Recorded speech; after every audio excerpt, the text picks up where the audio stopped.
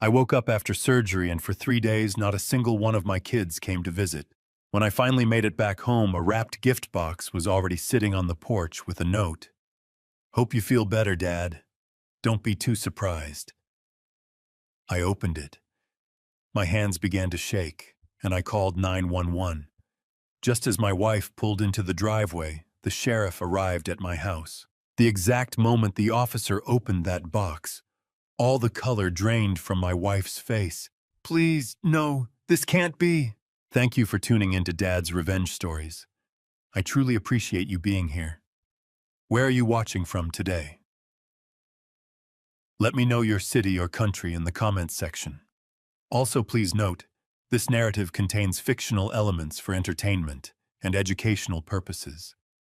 Any resemblance to names or settings is coincidental, but the core message remains highly useful. The first thing I noticed when I woke up was the ceiling. It was one of those suspended tile ceilings they put in hospital rooms, pale white, slightly yellowed near the edges, with a long fluorescent light that hummed just loud enough to be annoying. I had been staring at that same ceiling for 3 days. I knew every water stain on it by heart. The second thing I noticed was that the chair beside my bed was empty. It had been empty every time I opened my eyes. The nurses, who had been kinder to me than I deserved given how little patience I had shown in those first foggy hours after surgery, had placed a chair there on the first day. A simple padded chair with a blue vinyl cushion, the kind designed for family members to sit in while they waited. Nobody had sat in it. Not once. I was 60 years old. I had spent 35 of those years as a warehouse supervisor at Millhaven County School District, making sure textbooks and equipment and supplies moved from one place to another without getting lost, damaged, or stolen. I was not a man who asked for much, but lying in that hospital bed on the third morning, watching the light come through the window blinds, in long, pale strips, I found myself staring at that empty chair and feeling something I was not accustomed to feeling: foolish. I felt foolish. My son Raymond had not come. My daughter-in-law Chloe had not come. I had told myself on the first day that they were probably just giving me space. On the second day, I told myself Raymond was likely handling things at home, making sure the house was in order, maybe checking on his mother. By the third morning, I had run out of explanations, and I was too tired to manufacture new ones. Dr. Evelyn Thorne came in just after 7 in the morning. She was a small woman, 50-ish, with dark hair pulled back tight, and reading glasses she wore on a chain around her neck. She had the manner of someone who had delivered a great deal of difficult news over the years, and had learned that efficiency was its own form of mercy. "Good morning, Mr. Calloway," she said, picking up my chart from the hook at the foot of the bed. "How's the right hand feeling today?" I flexed my fingers. There was a slight tremor, almost invisible unless you were looking for it. The stroke had been mild, as strokes go, but the neurological effects on my right hand were going to take time. Dr. Thorne had explained it to me carefully on the first day: localized motor tremor, likely temporary, possibly permanent. The kind of thing that made certain physical tasks, like writing, for instance, considerably more difficult than they used to be. "Same as yesterday," I said. She nodded, made a note. "Your blood pressure is looking better. We're going to go ahead and process your discharge paperwork this morning." She glanced up from the chart and looked at the empty chair with the same expression the night nurses had been wearing for 2 days. "Is someone coming to pick you up?" "My son is on his way," I said. She looked at me for just a moment longer than necessary. Then she put her reading glasses on and went back to the chart. "I'll have the discharge papers ready within the hour." She was being kind. We both knew it. Raymond was not on his way. I had called him that morning. The phone had rung 4 times and gone to voicemail. I had left a message that I was being discharged and could use a ride. He had not called back. I called a taxi service instead. Yellow Cab, which still existed in Millhaven, even though half the town had moved to those rideshare apps my wife Martha kept trying to show me on her phone. The dispatcher told me 45 minutes. Signing the discharge papers was harder than it should have been. My right hand shook slightly as I held the pen, and I had to concentrate in a way I was not used to concentrating, just to make the letters legible. The admissions nurse, a young woman named Tama, who had been nothing but patient with me all week, watched without saying anything. I appreciated that more than I could express. "You take care of yourself, Mr. Calloway," she said when I handed the clipboard back. "I intend to," I said. The taxi driver was a heavy-set man named Gerald, who kept the radio on a country station and did not try to make conversation, which suited me perfectly. I sat in the back seat and watched Millhaven go by through the window. The lawns were green, the sky was enormous and blue, and people were moving through their ordinary days as if nothing had happened. Nothing had happened to them. Something had happened to me. My house on Clover Ridge Road looked the same as it always did, a single-story brick ranch with a covered porch and 2 old oak trees in the front yard that Martha had planted the year we moved in. I paid Gerald, thanked him, and walked up the driveway carrying the small bag the nurses had helped me pack. That was when I saw the box. It was sitting in the center of the porch, directly in front of the door. A rectangular box, roughly the size of a shoebox, wrapped in red paper and tied with a gold ribbon, the kind of wrapping you might see on a Christmas present or a birthday gift. A small white envelope had been taped to the top. I stood at the bottom of the porch steps and looked at it for a long moment. I was not expecting a package. Martha was visiting her sister in Beaumont for the week, and I hadn't ordered anything online. I climbed the steps, slowly set my bag down, and picked up the envelope. The note inside was short. 5 words printed in block letters on a plain white card. "Hope you feel better, Dad. Don't be too surprised." My stomach dropped before I even opened the box. Inside, nestled in a bed of white tissue paper, was a savings account passbook, the old-fashioned paper kind that some banks still issued for long-term accounts. The account was registered under my name, Arthur James Calloway. The balance listed was just over $2 million. I had no such account. Beneath the passbook was a rubber stamp, a heavy official-looking stamp with a worn wooden handle. I recognized it immediately because I had held it in my hands hundreds of times over 35 years. It was the inventory authorization stamp from the Millhaven County School District warehouse. The stamp I had surrendered personally when I retired with a signed receipt, witnessed by my supervisor, and logged in the district records office. My hands started shaking. Not from the stroke. I set everything down on the porch railing very carefully, the way you set something down when you are afraid of what might happen if you drop it. Then I sat down on the top porch step, took my phone out of my jacket pocket, and dialed 911. 911, what is your emergency? My name is Arthur Calloway, I said. My voice came out steadier than I expected. I need to report something. I'm not entirely sure what to call it yet, but I think someone is trying to make me look like a criminal. The dispatcher asked me to stay on the line. I told her I wasn't going anywhere. I sat on that top step and waited. Looking out at the oak trees Martha had planted, listening to the sound of a lawnmower somewhere down the block. The summer morning continued being beautiful and ordinary around me. Inside that box on my porch, something that was meant to ruin my life sat wrapped in red paper with a gold ribbon. Sheriff Dale Miller arrived 11 minutes after I called. I know it was 11 minutes because I had been counting. Not deliberately, I am not the kind of man who times things out of anxiety, but because sitting on those porch steps with nothing to do except wait gave my mind nowhere else to go. I counted the seconds between the cars that passed on Clover Ridge Road.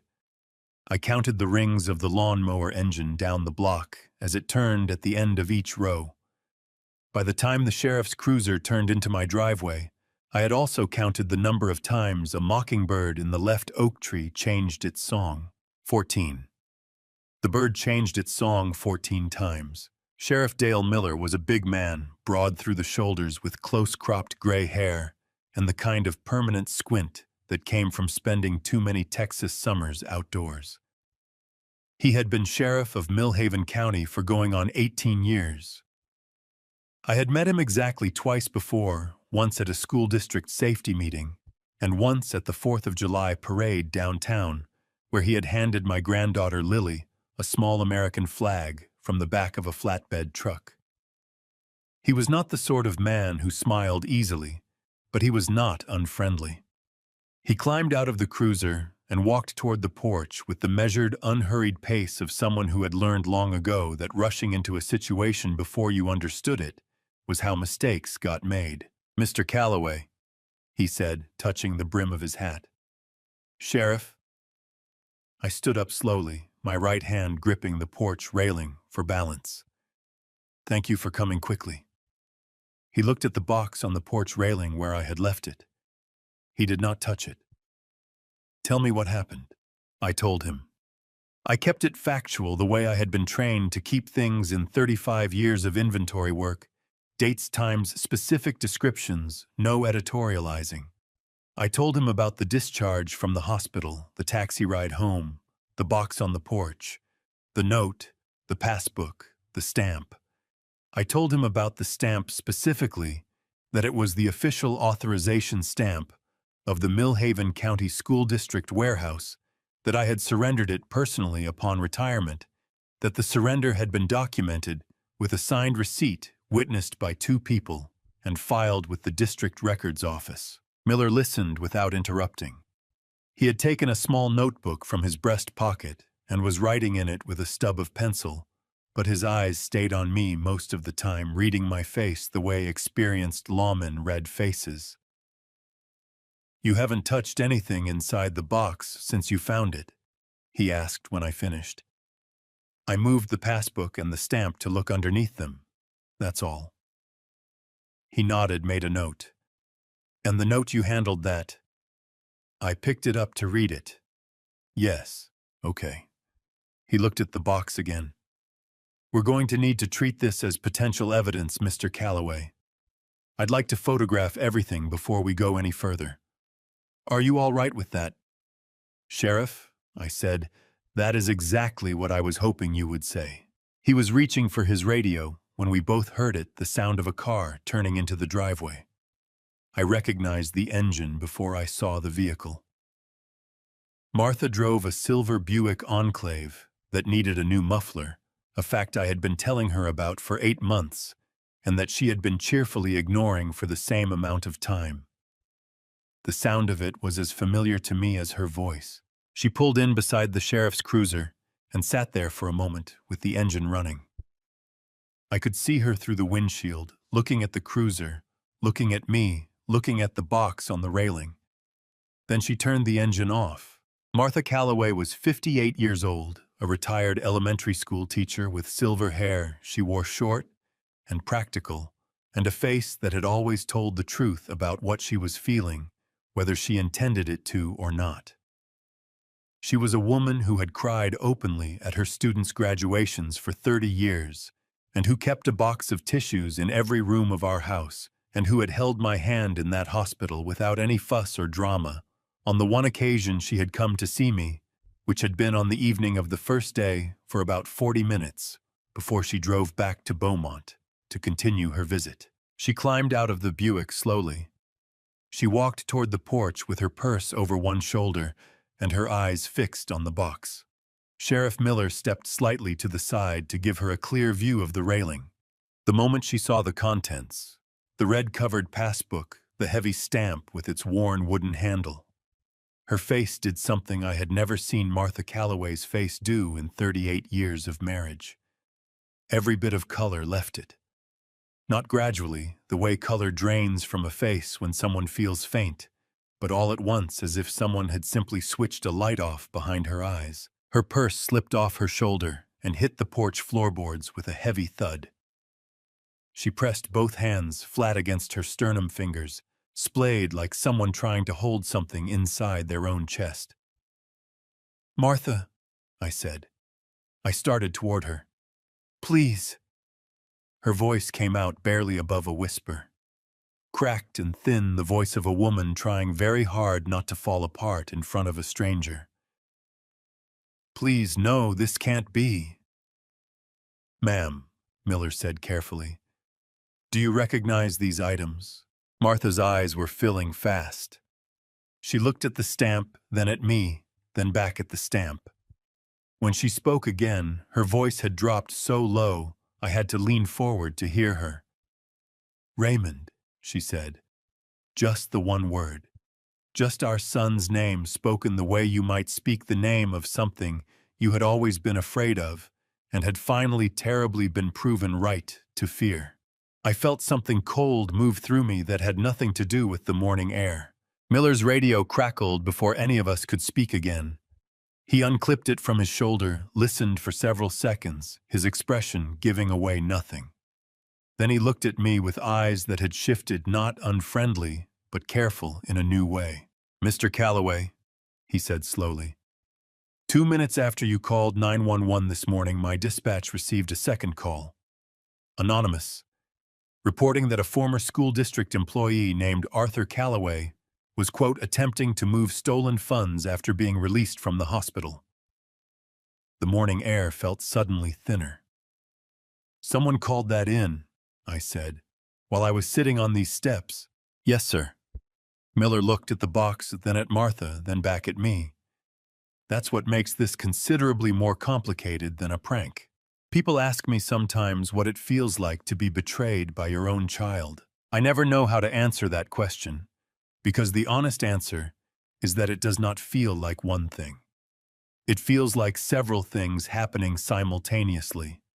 The way a car accident happens, there is the impact, and then there is the strange suspended moment after the impact, where your brain is still trying to catch up to what your body already knows. Standing on that porch with Sheriff Miller's words still hanging in the summer air, I felt the impact. But the catching up that took considerably longer. Before I tell you about Raymond, I need to tell you who I was before Raymond existed. Not because I want your sympathy, but because a story only makes sense if you understand what was at stake. I grew up in Millhaven, Texas, the second of 3 sons, born to a man who drove a bread truck and a woman who kept the books for a hardware store on Main Street. We were not poor, but we were careful. My father used to say that a man's word and a man's records were the same thing. If either one didn't balance, you had a problem. I carried that belief into every job I ever held. I started working for the Millhaven County School District at 24 years old, hired as a junior inventory clerk for the central warehouse. The warehouse supplied every school in the county, textbooks, athletic equipment, science lab materials, custodial supplies, cafeteria goods, hundreds of thousands of items moving in and out every year. I tracked every single one of them. I was good at it. Not brilliant, not flashy good. The careful, reliable, show up every morning kind of good that doesn't get you written up in newspapers but builds something solid over time. By the time I was 30, I was running the receiving department. By 40, I was warehouse supervisor. I held that position for the last 20 years of my career, and in all that time, not one audit, not one came back with an unexplained discrepancy. I retired at 59 with a commendation letter from the school board and a watch that cost the district $40 and meant more to me than anything I owned. I met Martha in this town, married her in this town, and built a life here that I was genuinely proud of. We had 2 children. Our daughter Caroline came first, bright, stubborn, full of opinions about everything, the kind of person who made every room feel more alive. We lost Caroline 7 years ago to an illness that moved faster than any of us were prepared for.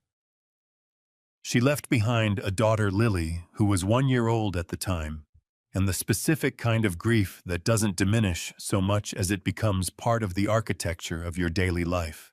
Lily came to live with Martha and me shortly after. Raising a grandchild at 52 was not something I had planned for. But I want to be honest with you, it was also one of the great privileges of my life. That little girl with her grandmother's stubbornness and her mother's laugh gave our house a sound it badly needed. Then there was Raymond. Raymond was our second child, born 3 years after Caroline, and from the very beginning he was different from his sister in ways that I tried for a very long time to attribute to personality rather than character. Caroline worked hard because she wanted to earn things. Raymond worked hard when someone was watching and coasted when they weren't.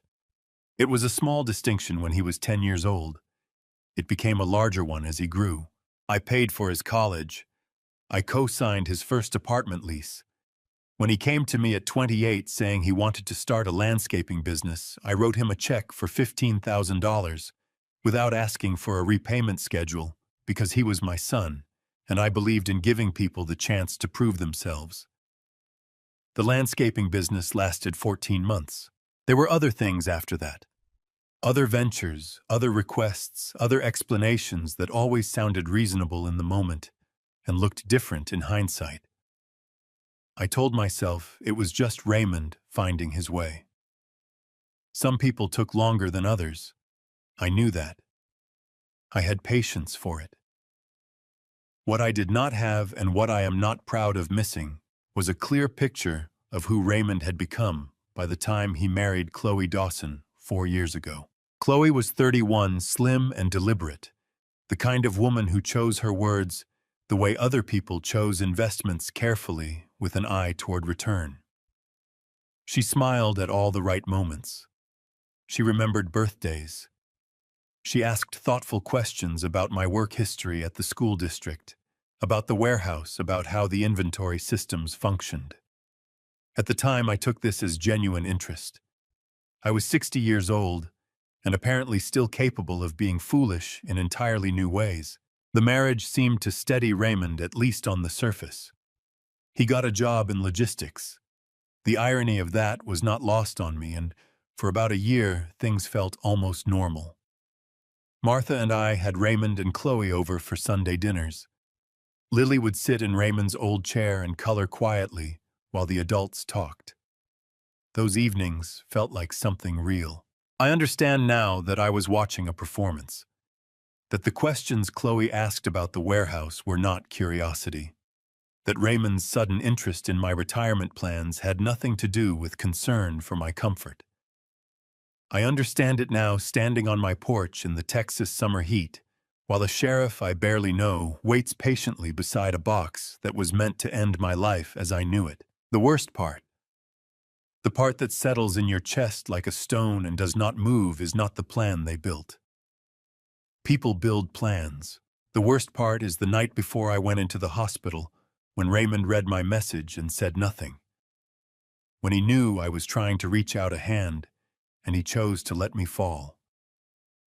I built 35 years of doing things right. I just never thought to check whether the person I was doing them for was paying attention for the right reasons. Sheriff Miller gave Martha and me a few minutes alone on the porch while he made calls from his cruiser.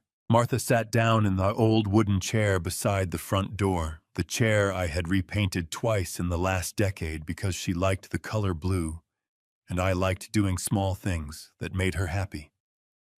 She pressed her hands flat on her knees and stared at the floorboards and did not say anything for a long moment.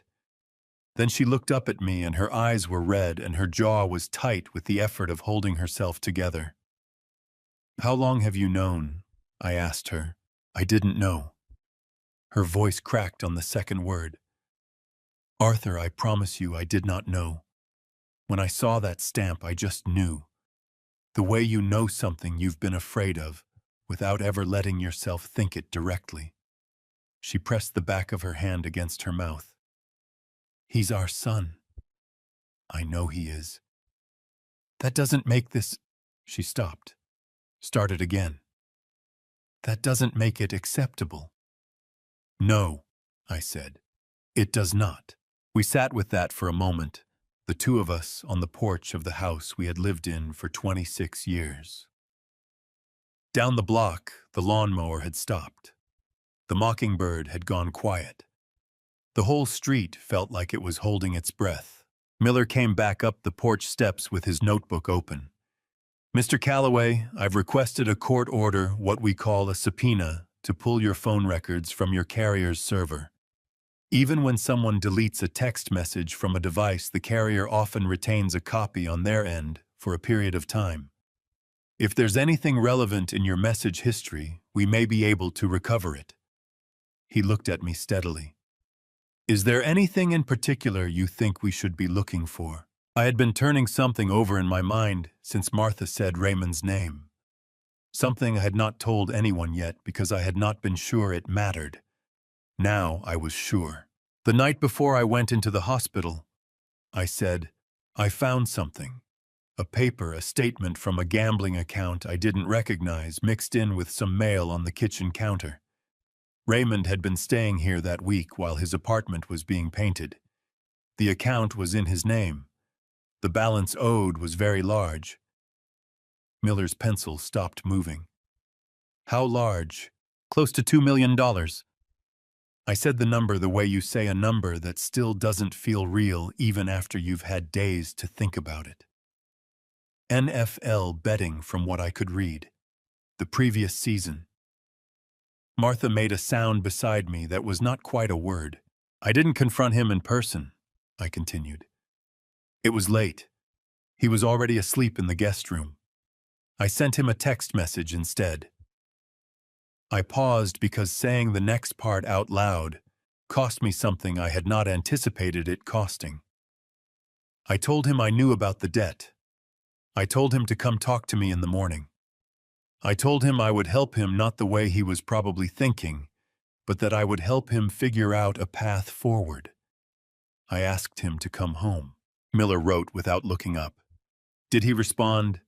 "No, I checked before I went to sleep. The message showed as read he had opened it at 11:47 that night, but he never responded." I looked out at the oak trees. The next morning I had the stroke. The words sat in the air between us. Miller understood what they meant. I could see it in the slight pause before he wrote the next line in his notebook. "We'll get those records," he said quietly. "If he read that message, we'll be able to show it." What Miller did not tell me then, what he told me 2 days later, after the subpoena had come back, was what else they found when they searched Raymond's car with the warrant that followed. In the glove compartment, folded in half and tucked beneath the vehicle registration, was a receipt from Millhaven Floral and Gift on Commerce Street. The receipt was dated the same morning I had been rushed by ambulance to Brook Regional Hospital. It was a deposit 30% down on a standing funeral arrangement.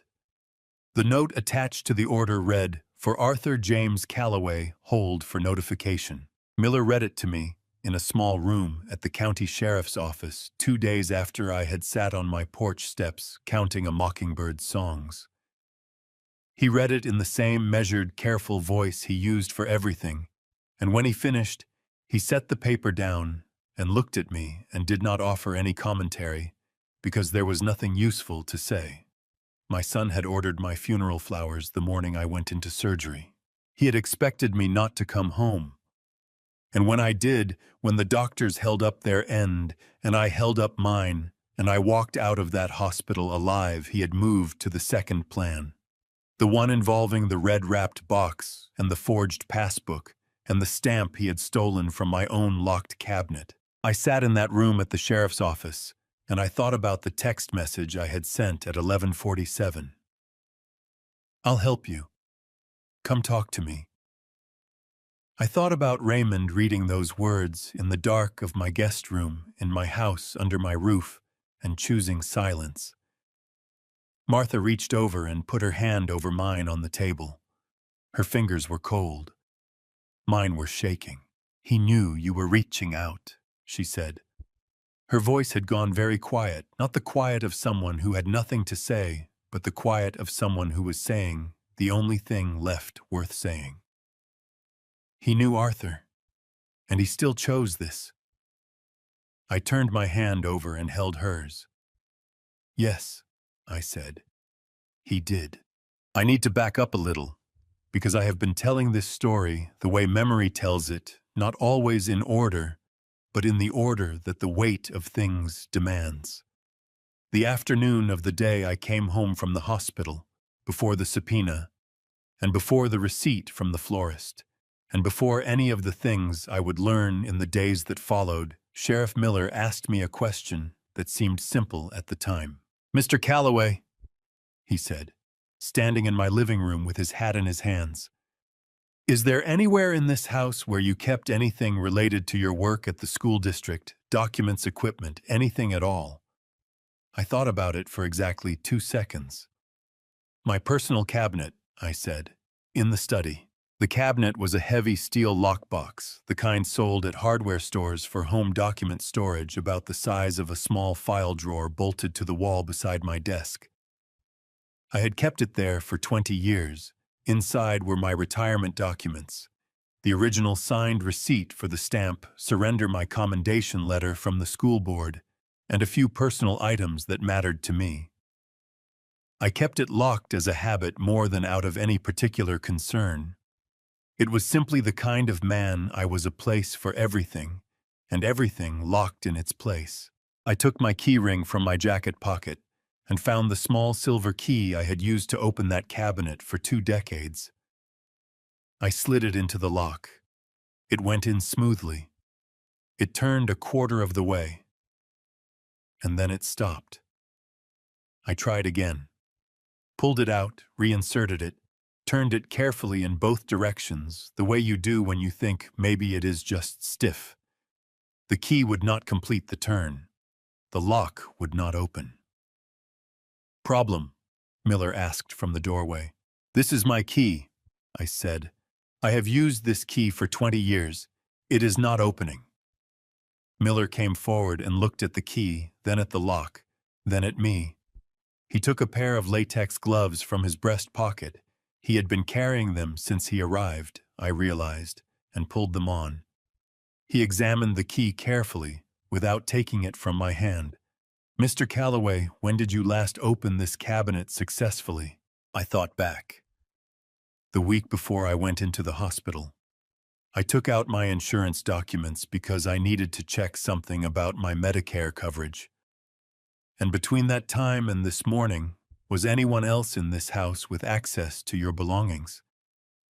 I did not have to think long. Raymond was staying here for about a week. He said his apartment was being repainted. Miller straightened up slowly. He got on his radio and requested a forensic technician. While we waited, he asked me not to touch the key or the lock further, and I stepped back and stood in the doorway of my own study, feeling like a guest in a room I had used every day for a quarter century. The technician, a young woman named Patterson, who arrived 40 minutes later with a black case and a methodical manner, examined the key under a magnifying glass, and then compared it against the lock mechanism using a tool I did not recognize. "The key is a duplicate," she said, not looking up from her work. "High-quality casting. Someone made a mold of the original and produced a copy. The copy matches the original in external dimensions, but the internal tooth pattern is off by just enough that it engages the first tumbler and stops." She looked at Miller. "Whoever made this knew what they were doing. At a glance, you would never know it wasn't the original." "What happened to the original?" I asked. Patterson looked at Miller. Miller looked at me. "That," he said carefully, "is what we need to find out." They found the answer 20 minutes later in my storage shed behind the house. Miller had asked if Raymond had access to the shed. I said yes, the key hung on a hook inside the back door, and had always been there. Inside the shed, beneath a workbench where I kept hand tools and paint cans and the general accumulated debris of 30 years of home ownership, there was an old Royal typewriter. Manual black casing, the kind manufactured sometime in the 1960s, that I had inherited from my father, and kept because I could not bring myself to throw away anything that had belonged to him. I had not used that typewriter in years, but someone had. Patterson dusted the keys with fingerprint powder, a fine gray substance she applied with a soft brush, working slowly and thoroughly across each key. The prints came up clearly on the space bar, the return lever, and 8 of the letter keys. "I'll need comparison prints to confirm," she said, "but these are consistent in size and pattern with an adult male." I was 60 years old, and I had lived in that house for 26 years, and I knew without needing a laboratory to tell me whose hands had been on those keys. Miller's phone rang. He stepped outside to take the call. When he came back in, his expression had shifted in a way I was beginning to recognize the careful, neutral look he put on when he had information he was deciding how to deliver. "Mr. Calloway," he said, "do you know a man named Dennis Holt?" The name hit me like a hand on the shoulder from an old friend. "Dennis and I worked together at the district warehouse for 35 years. He retired the same year I did." "Why, he's at my office right now," Miller said. "He drove himself down when he heard what was happening. He says he has documents you need to see." He paused. "He also says, and I'm quoting him directly here, that he told you 20 years ago to keep a backup copy of everything, and that you never listened, and that he is extremely irritated about having to be right. Despite everything, despite the stripped key and the dusted typewriter and the receipt for flowers ordered for a funeral I was apparently supposed to have already had." I laughed. It was not a long laugh, but it was real. "That," I said, "sounds exactly like Dennis Holt." Dennis Holt was already sitting in a plastic chair outside Miller's office when we arrived at the Millhaven County Sheriff's Department, and he stood up the moment he saw me with the particular speed of a man who had been waiting impatiently and was not going to pretend otherwise. He was 63 years old, heavy-set, with a white mustache he had been growing since 1989, and a permanent expression of mild dissatisfaction that people who did not know him sometimes mistook for anger. People who did know him understood it was simply how his face worked when he was paying attention. "You look terrible," he said by way of greeting. "I just had a stroke," I said. "I know." He grabbed my right hand and shook it firmly, the way men of our generation shook hands, one pump solid, no lingering. "I came as soon as I heard." He held up a manila folder. "And I brought this." Inside the folder was a document I had not seen in 6 years. It was the original surrender receipt for the Millhaven County School District Warehouse Authorization Stamp, dated the day of my retirement, signed by me, countersigned by my supervisor, Harold Briggs, and by the district records clerk, and stamped with the district's administrative seal. Every line filled in correctly. Every signature in its proper place. Dennis had kept his copy in a fireproof box in his garage because, as he explained to Miller with considerable satisfaction, he had always believed that a man in a position of trust should document everything twice. "I told him that for 35 years, Dennis said, nodding at me. "He listened about 60% of the time." 65, I said. Miller took the folder and examined the document carefully. "This directly contradicts the premise that Mr. Calloway retained the stamp after retirement." "That's why I brought it," Dennis said, with the tone of someone explaining something obvious to a reasonably intelligent person. We were still standing in the hallway outside Miller's office when his deputy appeared at the far end of the corridor. Young man, mid-20s, moving with the brisk walk of someone carrying information he needed to deliver quickly. "Sheriff," he said. "The Calloway residents, Raymond Calloway, and a woman just pulled up. They're on the porch." Miller looked at me. "You want to be there?" "Yes," I said. "Absolutely yes." We drove back to Clover Ridge Road in Miller's cruiser, Dennis following in his own truck, because he refused to be left out, and because, as he pointed out, nobody had told him to go home. When we pulled into the driveway, Raymond and Chloe were standing on the porch. Raymond had his hands in his jacket pockets and wore an expression of deep concern that I recognized immediately as the same expression he had worn at 16 when he had dented my truck and was trying to decide how to tell me about it. Chloe stood beside him with her arms crossed, wearing a light gray cardigan despite the summer heat, her dark hair pulled back. She was watching the cruiser pull in with eyes that were calculating something. I could see it in the way they moved quick, and assessing the way eyes move when a person is not reacting to a situation, but managing it. "Dad." Raymond came down the porch steps toward me with his arms open. "Dad? I just heard, are you all right?" "We came as soon as we could." He reached for me. I stepped back. Not dramatically, not with any announcement. I simply took one step back, and the look that crossed Raymond's face in that half-second surprise recalibration, a decision being made, told me more than an hour of conversation would have. "Raymond," I said. "Chloe." I looked at them both. "Why don't we all go inside?" It was not a question. We stood in the living room, Miller and his deputy near the door, Dennis beside the bookcase with his arms folded and his expression of mild dissatisfaction cranked up several degrees. Raymond and Chloe on one side of the coffee table, Martha and I on the other. Raymond was talking. He was good at talking. He had always been good at talking, filling space with words, the way some people fill silence with music, not because the words meant anything in particular, but because silence made him uncomfortable. He was saying something about how worried he had been, how he wished he had known sooner about the hospitalization, how he hoped the police would get to the bottom of whoever had put that terrible box on our porch. I was not listening to the words. I was watching Chloe's hands. She had her arms crossed, which was how I had first noticed it, the way her right hand tucked under her left elbow, fingers curled slightly inward.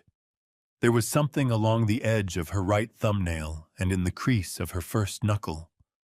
A color. Dark reddish-brown, the particular shade of old ink caught in the fine lines of her skin, where soap and water had not fully reached. I knew that color. I had seen it on my own hands dozens of times over 35 years. It was the ink from the Millhaven County School District warehouse authorization stamp. A specialty formulation, viscous oil-based, designed to produce clear impressions on rough paper stock.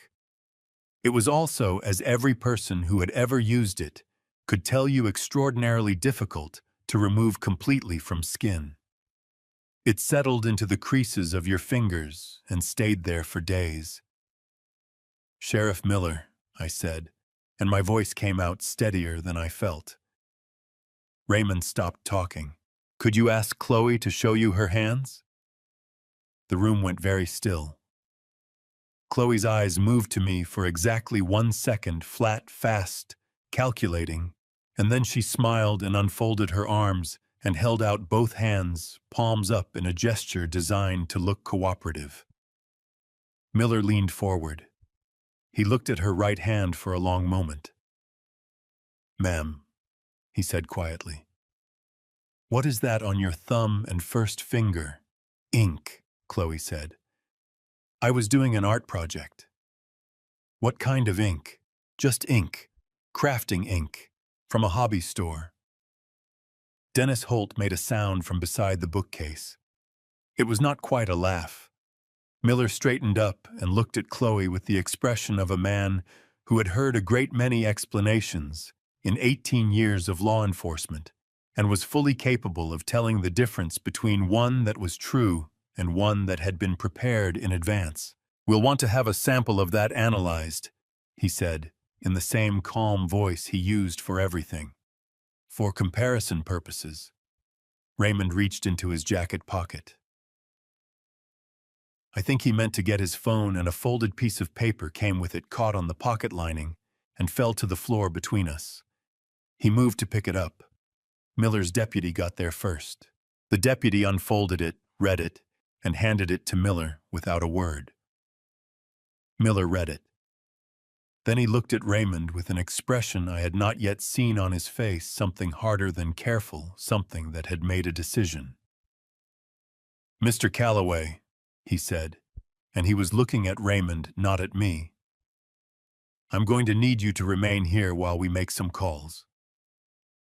Raymond's face went the color of old chalk. I looked at the paper in Miller's hand. I could not read it from where I stood, but I did not need to. I already knew what it was.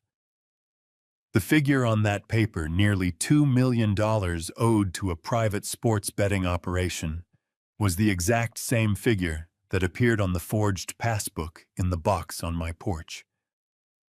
The number that explained everything. Raymond and Chloe left our house that evening without being arrested. I want to be clear about that, because I know how it sounds.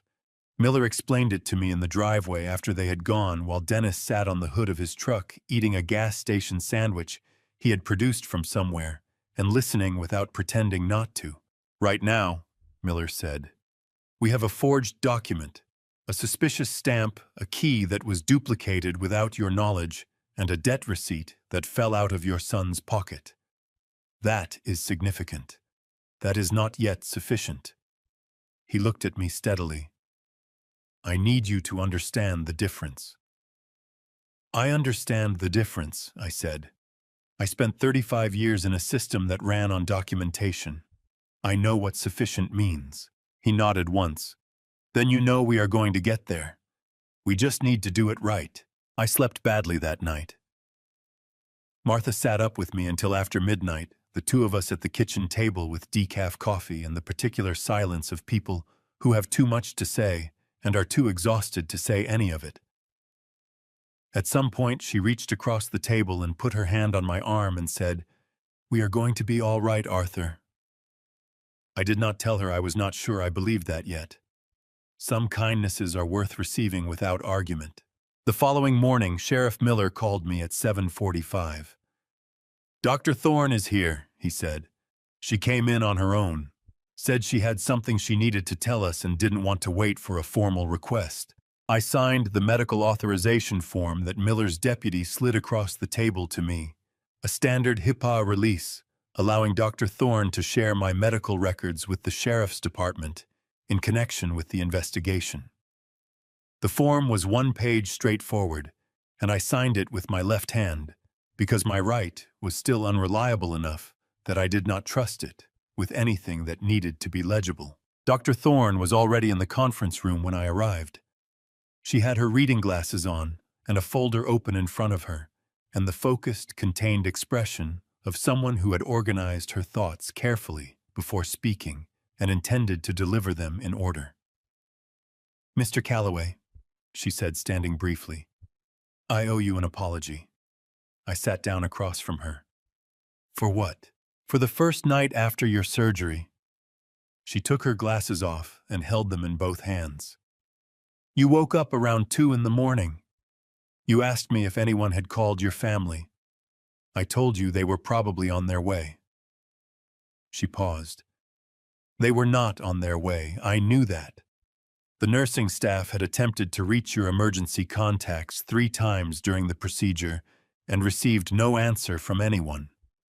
I chose to tell you something easier because you had just come through a significant medical event, and I did not think the truth would serve you at that moment." She put her glasses back on. "I have been reconsidering that decision ever since." "Dr. Thorne," I said, "you kept me calm when I needed to be calm.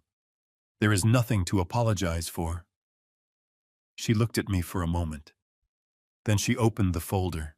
"The MRI results from your admission are here," she said, turning the folder so Miller and I could both see. "The stroke affected a specific cluster of neurons in the region of your brain that governs fine motor control in the right hand. The result is what we call a localized resting tremor, an involuntary rhythmic shaking of the hand that occurs particularly during sustained grip activities such as writing." She placed a second sheet beside the MRI. It was a printout of the bank transaction records, the withdrawals that had been made from the account established in my name during the 3 days I had been hospitalized. These signatures, she said, pointing to the signature lines on the transaction records, are consistent, controlled, and exhibit no tremor pattern whatsoever. The pen pressure is even throughout. The letter formations are fluid. She looked up at Miller.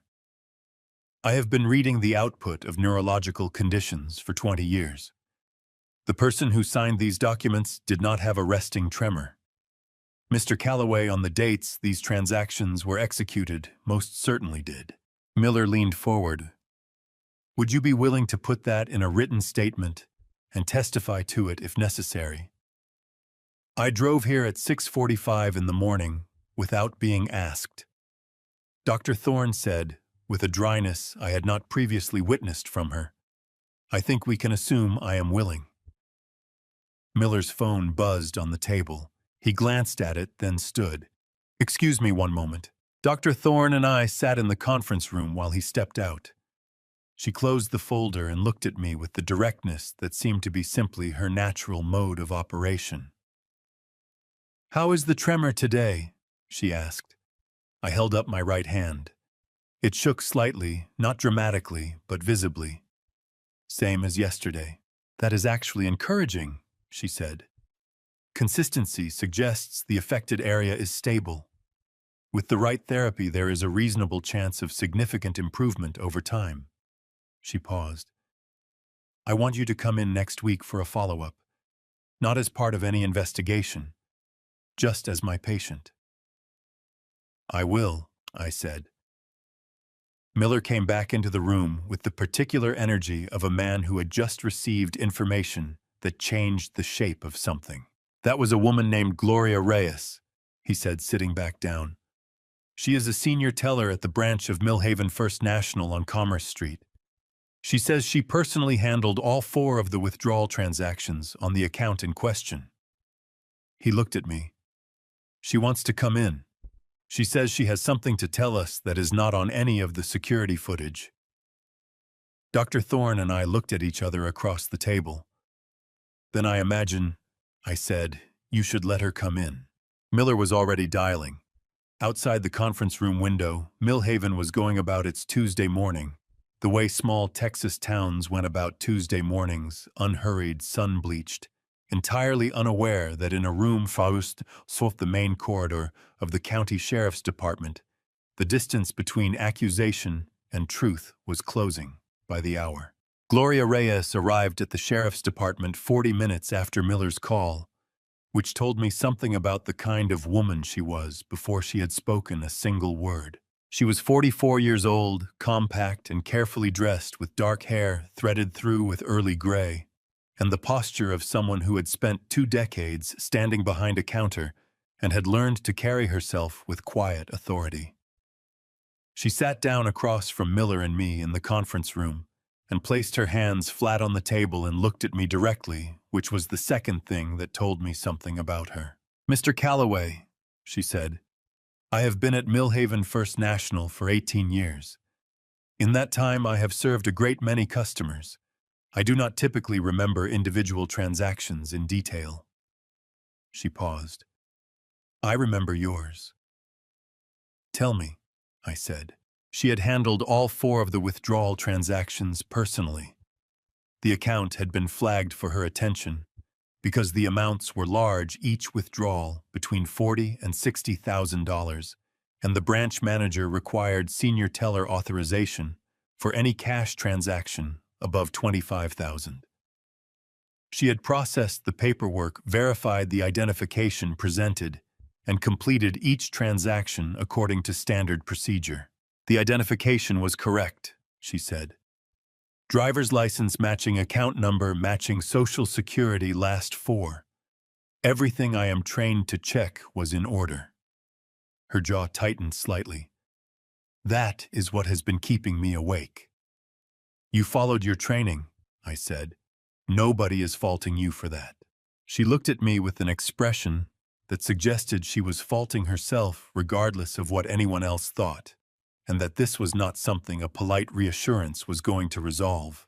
The person who came in, she said carefully, had a medical pressure bandage wrapped over her left jaw and chin. She explained she had just undergone major oral surgery that morning, which left her lower face swollen and bruised. She briefly lowered the edge of the wrap so I could verify her identity against the driver's license, then covered it again. She was well-dressed, composed, and entirely convincing. She apologized for her appearance. She was well-dressed, composed, and entirely convincing.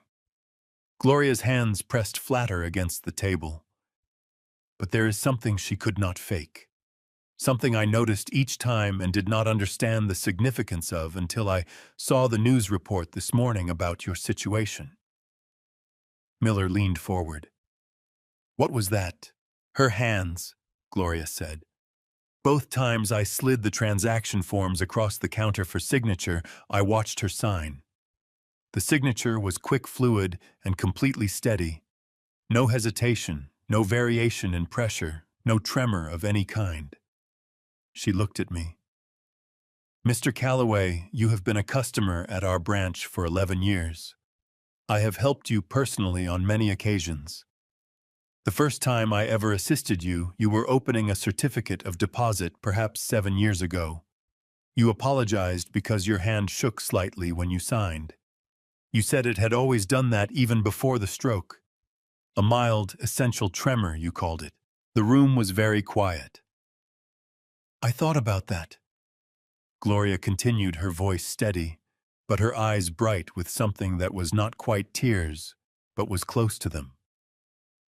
Every time that woman stood at my window, I thought about it afterward and told myself I was being foolish, that people's hands behave differently on different days, that I was looking for problems that were not there. She took a breath. I should have trusted what I noticed. Ms. Reyes, Miller said quietly, you are here now. That is what matters. She nodded once sharply like someone accepting a verdict. Miller excused himself briefly and returned with a document.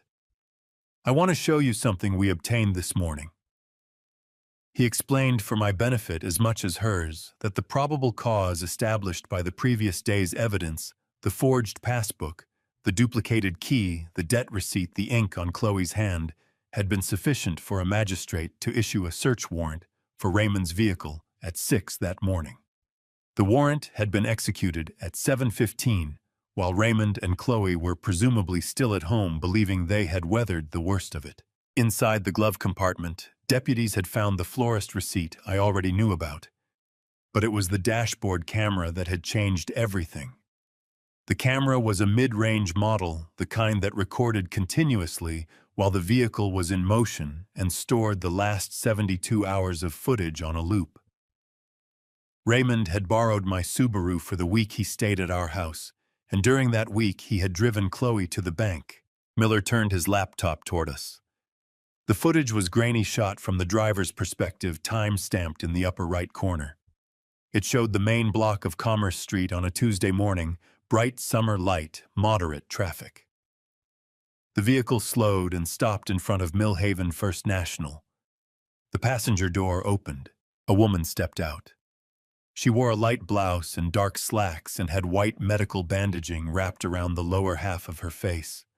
She moved purposefully toward the bank entrance without looking up at the camera she had no reason to know existed. I recognized the way she moved before I registered anything else. The set of her shoulders, the particular angle of her chin above the bandaging, the deliberate, managed quality of every step Chloe had always walked, as if she was aware of being watched, and even in disguise that habit did not leave her. "That's Chloe," I said. My voice came out flat and certain. "That is my daughter-in-law." Gloria Reyes leaned forward and looked at the screen. She studied it for a long moment. Her right hand, still flat on the table, curled slowly into a fist.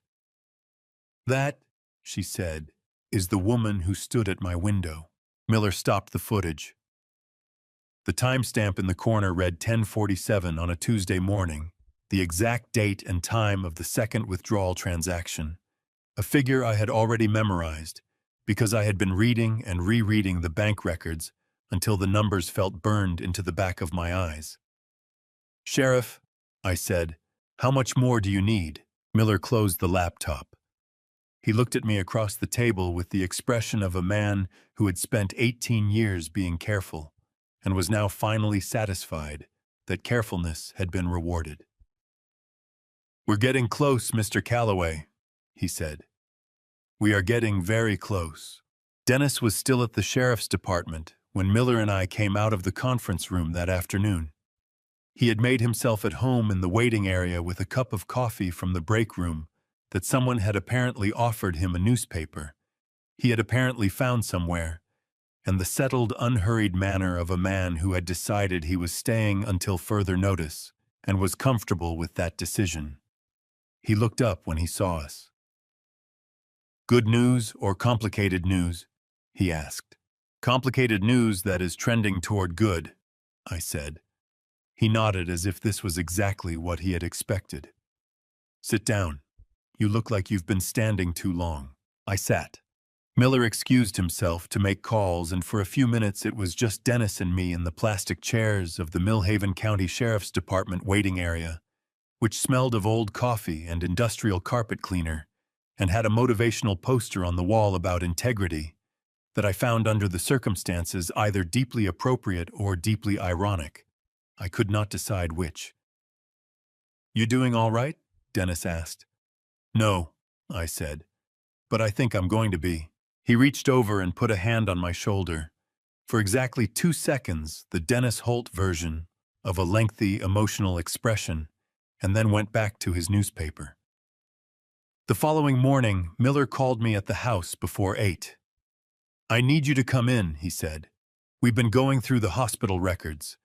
There are some things you should hear in person." Martha drove me. She had insisted on it with the particular quiet firmness she used when she had made a decision and was not interested in discussing alternatives. I did not argue.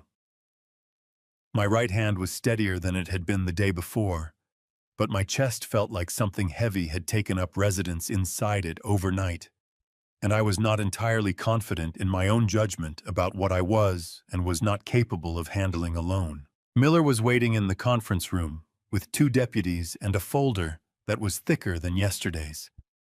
He waited until Martha and I were seated before he opened it. "Brook Regional Hospital provided their visitor access records voluntarily," he said. "The maternity and intensive care units use an electronic badge system. Every visitor swipes a card at the floor entrance, which creates a time-stamped log.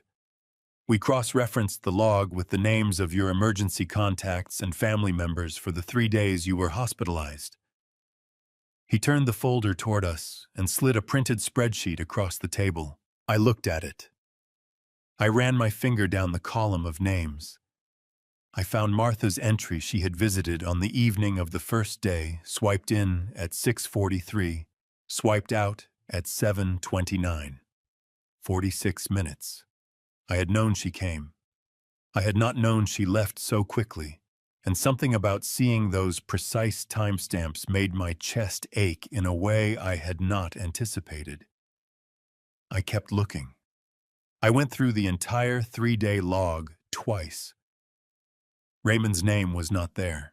"He never came," I said. The words came out very quiet.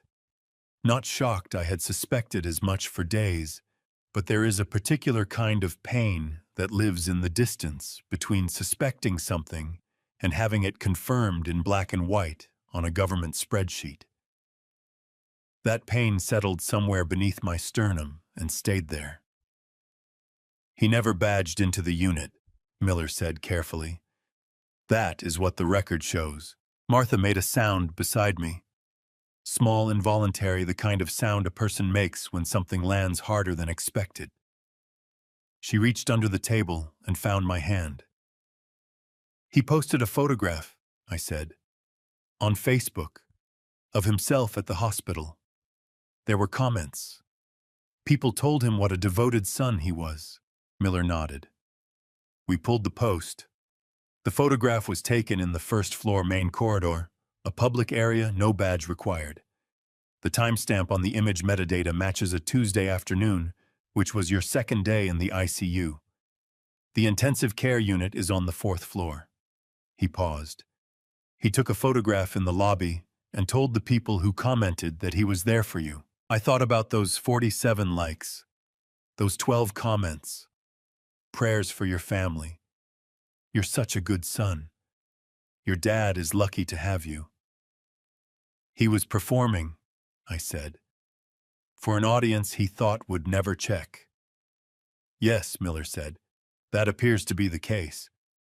Dennis, who had insisted on coming with us and had been sitting in the corner so quietly I had almost forgotten he was there, cleared his throat.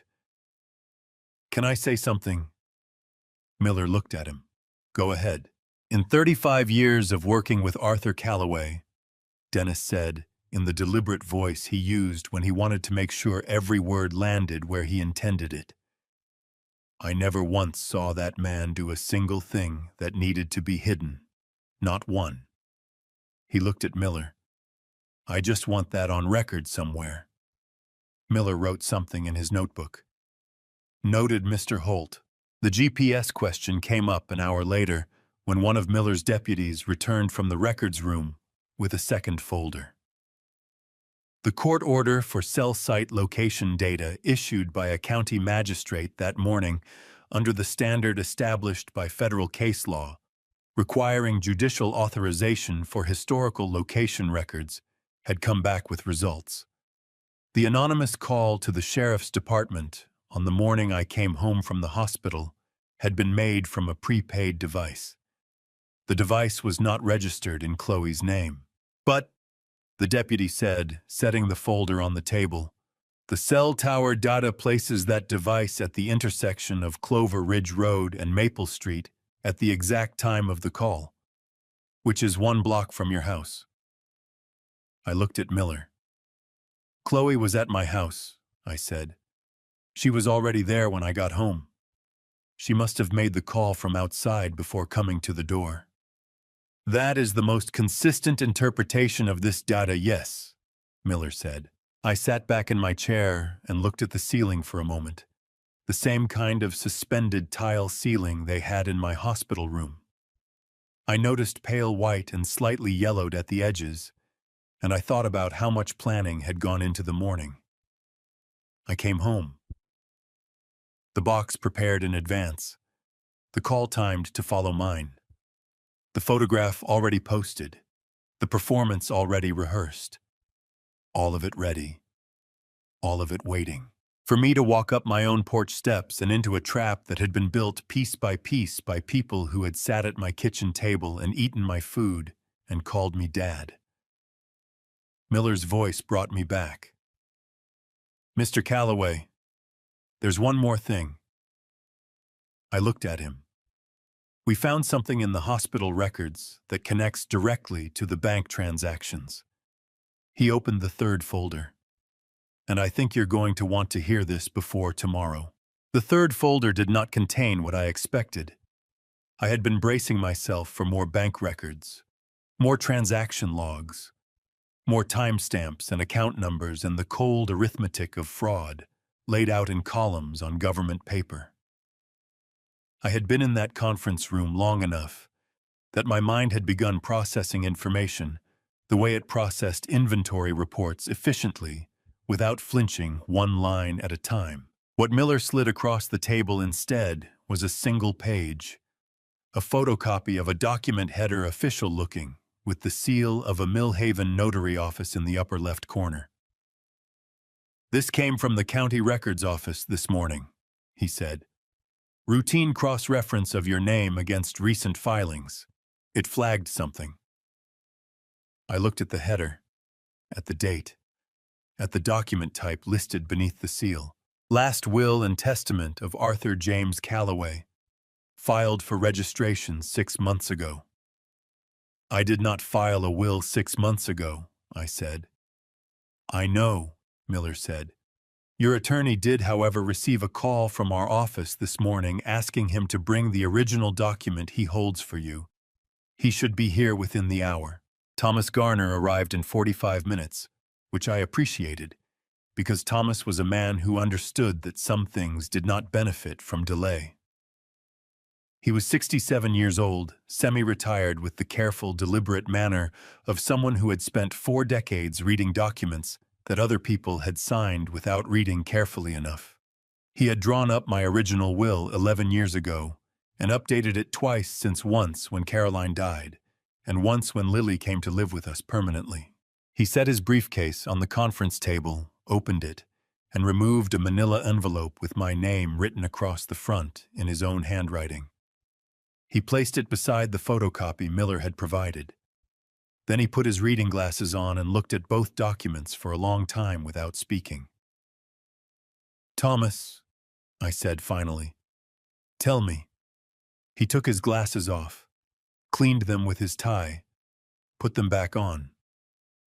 These were the gestures of a man buying himself a moment he needed. "Arthur," he said, "the document in the county records office is not the will I drafted for you. It is not the will you signed in my office. It shares your name and some of your identifying information, but the contents are substantially different." He turned the photocopy toward me and pointed to 3 lines near the bottom of the page. "Under this version, your entire estate passes to Raymond Allen Calloway upon your death. Martha is not named as a beneficiary. Lily is not named as a beneficiary." Martha's hand found my arm under the table. I read the lines Thomas was pointing to. I read them again. The words were clear and unambiguous in the way that legal language is sometimes brutally clear. There was no interpretation required, no nuance to untangle. Under this document, if I had died in that hospital, which Raymond had apparently considered a reasonable possibility given the florist receipt, everything I had spent 60 years building would have gone directly to the son who had ordered my funeral flowers before my surgery was finished, and Lily would have had nothing. I set the paper down very carefully, the way I had set down the contents of the red-wrapped box on my porch railing 5 days earlier. The same deliberate care. The same need to keep my hands occupied so they would not shake. "The signatures on this version," Thomas continued, his voice even and professional, in the way that people are professional when they are working hard to hold a difficult room together, "include 2 witness signatures that are required under Texas law for a valid will. I have compared them against the witness signatures on your legitimate document. They are not the same individuals." He paused. "Furthermore, the notary stamp on this version belongs to a Millhaven office that ceased operation 14 months ago. Whoever prepared this document used an outdated stamp, either from a stolen supply or from records that were not properly destroyed when the office closed." Miller wrote steadily in his notebook. "Can you establish when the substitution occurred?" "The county filing date is 6 months ago," Thomas said, "which would place it approximately 2 months after Raymond borrowed my client's vehicle to transport what he described as," Thomas checked his notes, "family paperwork to a downtown office. I remembered that afternoon. Raymond had asked to borrow the Subaru for a few hours, said he needed to drop some things off downtown, and his car was making a noise he didn't trust on the highway. I had handed him the keys without hesitation, because he was my son, and I trusted him the way you trust someone you raised, which is completely and without conditions right up until the moment you discover you should not have. He used my car," I said, "to file a forged will in my name." "That appears to be what happened," Thomas said quietly. The room held that for a moment. Outside the window, a deputy walked across the parking lot carrying a coffee cup. A truck went by on the street. The ordinary world continuing to turn. "Thomas," I said. My voice came out steadier than I felt, which was something I seemed to be managing consistently these days, a steadiness on the outside that did not reflect what was happening underneath. "If I had not survived the surgery, if the stroke had been worse or the procedure had gone differently," I stopped, started again. What would have happened to Lily? Thomas looked at me over the top of his glasses. Under this document, he said, Lily would not have received anything from your estate. The trust you established for her education and care would have been subject to legal challenge under the terms of this version. He chose his next words carefully. It is possible she would have been provided for through other means. It is also possible she would not have been. Martha made a sound beside me that I had not heard from her in a very long time. It was the sound she had made when we got the call about Caroline. Low, involuntary from somewhere that had nothing to do with composure or dignity or holding yourself together in front of other people. I reached over and put both arms around her right hand, trembling slightly against her shoulder, and I held on. Fix it, I said to Thomas over Martha's head. Whatever needs to be filed, whatever needs to be corrected, fix it today. Already in progress, he said. I called my office from the parking lot. Miller closed his notebook. He looked at me with the expression he wore when he had absorbed something that required a moment before it could be acted upon. Mr. Calloway, he said, I think we now have enough for the next step. What's the next step? I asked. We're going to need your wife's help, he said. There is a question I have been asked more than any other since all of this became public. People ask it in different ways, some bluntly, some carefully, some with the particular hesitancy of people who are not sure they want to hear the answer. But they are all asking the same thing. Why? Why would a son do this to his father? What kind of person builds a trap like that and waits for his own parent to walk into it? I have spent more time than I should have trying to answer that question. Not for other people. For myself. Miller walked me through the financial picture on the morning of the 6th day in the same conference room that had become something like a second home to me over the past week. Martha sat beside me.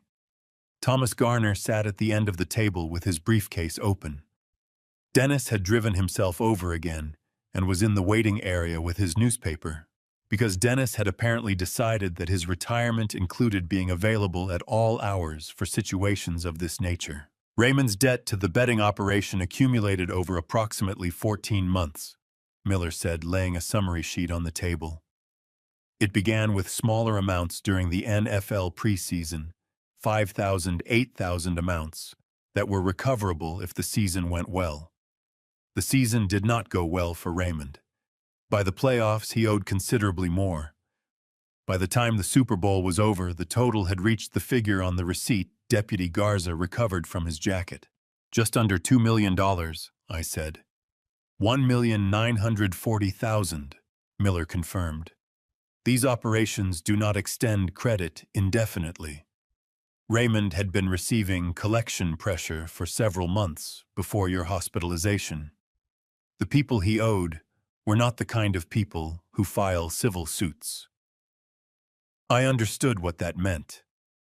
I had lived in Millhaven long enough to know that certain kinds of debt did not resolve themselves through lawyers and payment plans.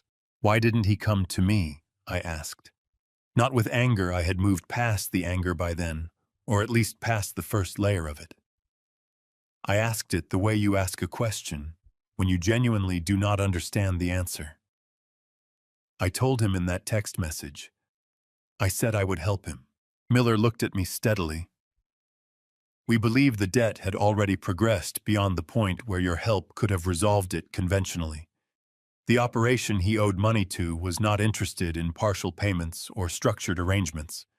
They wanted the full amount, and they wanted it within a time frame that was not compatible with any legitimate solution. Thomas leaned forward.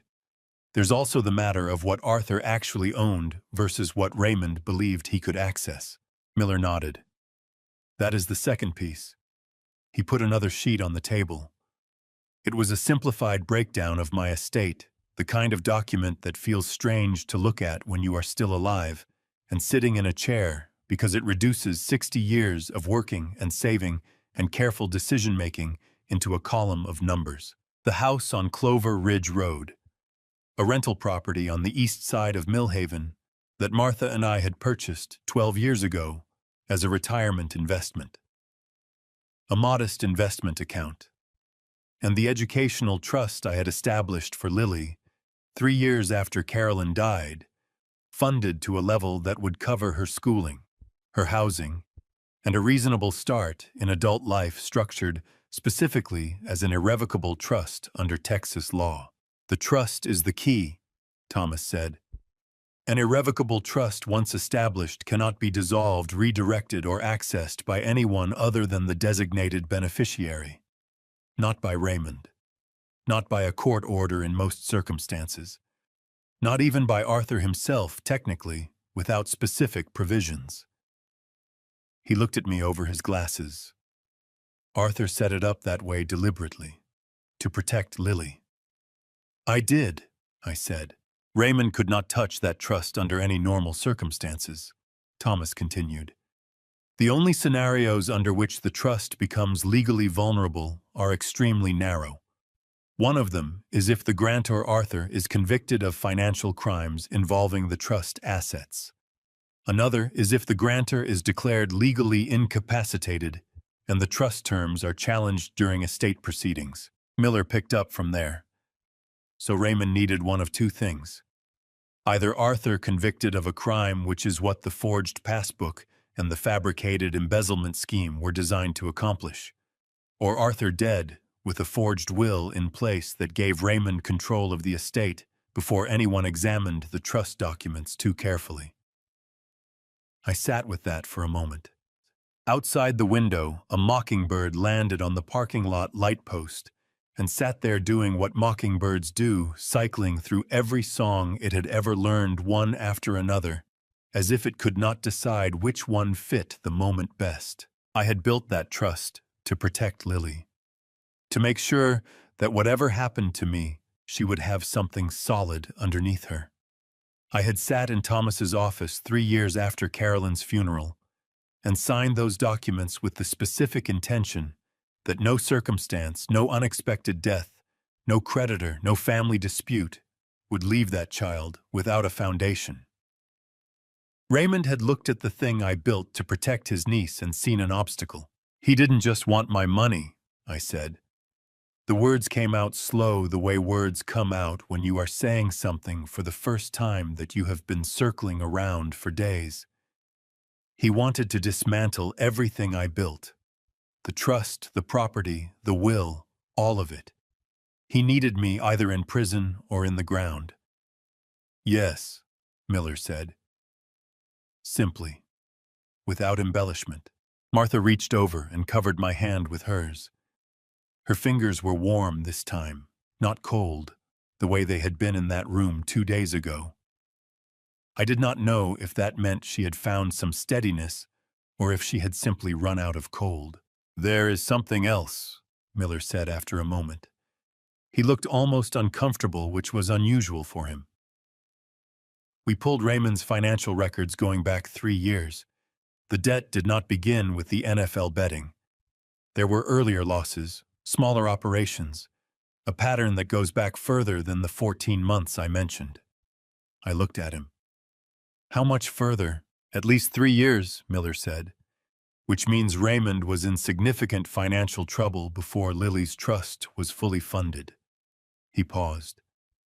It is possible, Mr. Calloway, that the trust itself, your decision to protect Lily, accelerated his desperation. He may have seen the trust as money being placed permanently beyond his reach. I thought about that. About the Sunday dinners where Raymond had seemed interested in my retirement plans. About the questions Chloe had asked about the warehouse, about my accounts, about how I managed things. About all the small moments I had read as curiosity and family interest that had been something else entirely. He watched me build it, I said, and he decided he deserved it. Miller closed the folder. He looked at me with the particular directness he used when he had something important to say and intended to say it plainly. Mr. Calloway, tomorrow we move to the next phase. Martha has agreed to help us, but I want to make sure you understand what that means before we proceed. I straightened in my chair. "Tell me," I said. I have never been a man who cried easily. Not at funerals, not even Caroline's, where I had held myself together through the service and the burial and the long, terrible afternoon afterward, by the simple mechanism of having too many things to do and too many people to hold up to allow myself the luxury of falling apart. Not at setbacks or disappointments or the various reversals that 60 years of living will deliver to any person who sticks around long enough to receive them. I cried on the morning of the 7th day, sitting in Miller's conference room, listening to a recording of my 8-year-old granddaughter tell the truth. Miller had called me at 7 that morning. His voice had the careful, measured quality it took on when he was about to deliver something that required preparation to receive. "Something came in overnight," he said, "from the elementary school. I need you to come in and I need you to bring Martha." Ms. Patricia Webb had been Lily's 3rd-grade teacher at Millhaven Elementary for 11 years. She was, by all accounts, exactly the kind of teacher that small towns produced in disproportionate numbers, patient, observant, the sort of woman who noticed things about children that the children themselves did not know they were communicating. On the afternoon of the 6th day, Lily had stayed late after school to help arrange the classroom bookshelf, which was something she did on Tuesdays because she liked the smell of books and liked having a reason to stay in a place that felt orderly and calm. Ms. Webb had asked the way teachers ask things casually without pressure while doing something else, whether Lily was doing all right, whether things were okay at home. Lily had said that things were a little confusing right now. Ms. Webb had kept arranging books and kept listening, which was the right thing to do. What Lily said next triggered what Texas law called a mandatory report, a legal obligation placed on teachers, counselors, and other professionals who work with children to report to authorities any disclosure that suggested a child's safety or welfare might be at risk. Ms. Webb had called the school counselor. The counselor had called the district office. The district office had called the sheriff's department. By 9 o'clock that evening, Miller had a documented statement and a request for a formal interview. The interview had been conducted that morning at the Millhaven Child Advocacy Center, a separate facility from the sheriff's department designed specifically for situations involving child witnesses. Trained forensic interviewers worked there, people who knew how to talk to children in ways that gathered accurate information without leading or pressuring. Arthur was not present. Martha was not present. I understood the protocol and I agreed with it, even though sitting in Miller's waiting room during those 40 minutes was one of the harder things I had done in a week that had contained a great many hard things. Miller played the recording in the conference room with Martha and me and Thomas Garner and Dennis, who had arrived with coffee and pastries from the bakery on Elm Street, because, as he explained, people needed to eat regardless of circumstances. The interviewer's voice was calm and unhurried. Lily's voice was the same voice I heard every weekend across my kitchen table, slightly higher than it would eventually settle, with the particular cadence of a child who had learned to think before she spoke. The interviewer asked Lily if she could tell her about the last time she stayed at her grandfather's house. Lily said it was the weekend before Grandpa Bear went to the hospital. The interviewer asked what she remembered about that weekend. Lily said she remembered that Uncle Raymond came over on Saturday afternoon. She said Grandpa Bear was outside in the backyard, and she was watching television in the living room when Uncle Raymond came inside. She said he went down the hallway toward Grandpa Bear's bedroom. She said she thought that was a little strange because Grandpa Bear was outside and Uncle Raymond didn't say anything to her when he came in, which was unusual because Uncle Raymond usually said hello. The interviewer asked how long Uncle Raymond was in the hallway. Lily said not very long, maybe 5 minutes. When he came back out, he was carrying something in his hand, but she couldn't see what it was because he put it in his jacket pocket quickly. She said he looked at her and told her that Grandpa Bear had asked him to get something from the bedroom. Then he said, and Lily's voice dropped slightly, hear the way a child's voice drops. When they are repeating something, they understood they were not supposed to share. He said that she shouldn't mention it to Grandpa Bear, because it was going to be a surprise. Martha's hand tightened on my arm. The interviewer asked if Lily had told anyone else about this before today. Lily said no. She said she had tried not to think about it, because she didn't want to ruin the surprise. But then she heard her aunt talking on the phone at home about Grandpa Bear being in trouble with the police, and she got scared. And she told Ms. Webb because Ms. Webb always said that if something felt wrong in your stomach, it was okay to say so. The interviewer asked Lily one more question. She asked if Lily wanted to say anything else about her grandfather. There was a pause on the recording. Brief, maybe 4 seconds. The kind of pause that a child takes when she is deciding whether something is too big to say out loud. Then Lily said, "Grandpa Bear never leaves me alone. Even when I was really little, and I didn't understand why Mama wasn't coming back, he just stayed. He always just stayed." Miller reached over and stopped the playback. The room was not quiet in the way rooms are quiet when nothing is happening. It was quiet in the way rooms are quiet when something has just happened that everybody present will remember for the rest of their lives. I pressed the back of my right hand against my mouth. My left hand was flat on the table, and Dennis put his hand over it, without saying anything, which was the second time in a week he had touched my hand, and the second time it had been exactly the right thing. Martha was crying openly beside me, not trying to stop, not apologizing for it. Thomas Garner took his glasses off and set them on the table and looked at the wall. "She's 8 years old," I said when I could speak. My voice came out rough and uneven. She carried that by herself for a week, because she thought it was a surprise. She also, Miller said quietly, just confirmed that Raymond entered your bedroom on the Saturday before your hospitalization, which is the same weekend we believe the key was duplicated. He said it gently. He understood what the evidence meant. He also understood that in that moment, the evidence was not the thing that mattered most. What mattered most was that a little girl who had already lost her mother had looked at the people around her, decided who was telling the truth, and chosen her grandfather. I have been married to Martha Calloway for 38 years. In that time, I have seen her face down a school board that wanted to cut the music program.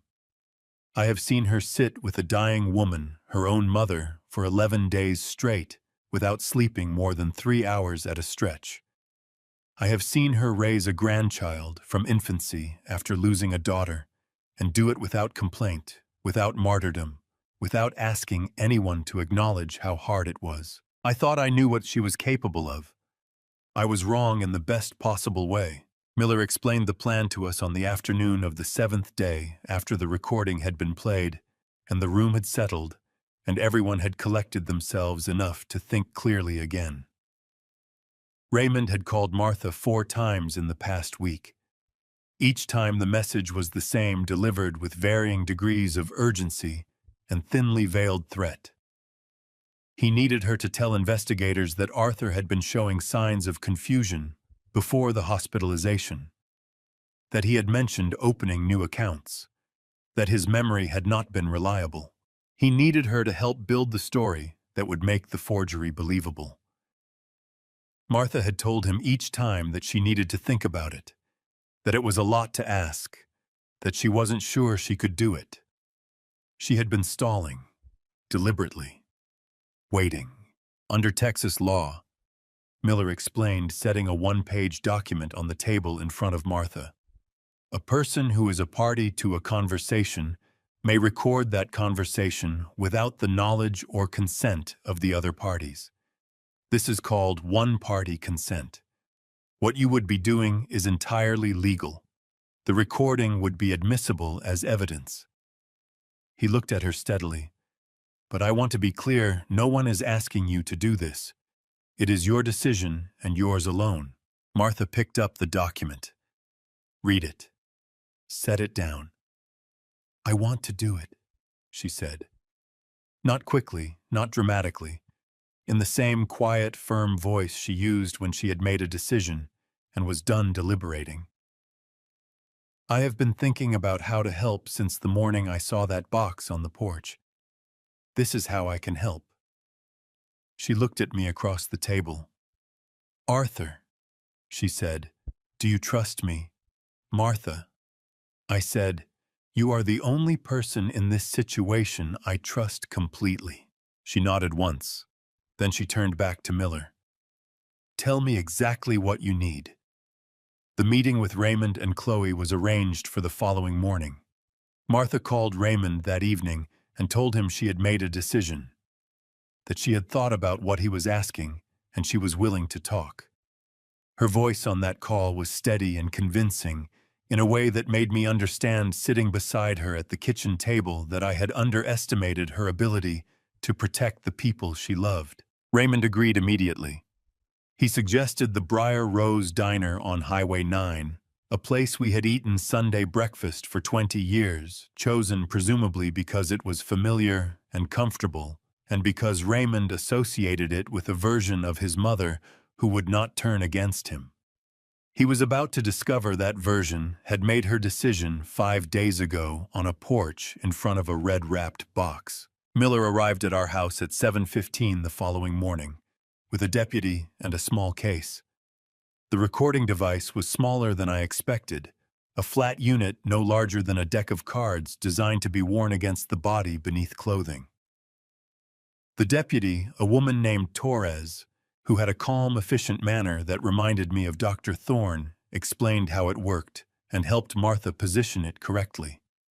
The whole process took 11 minutes.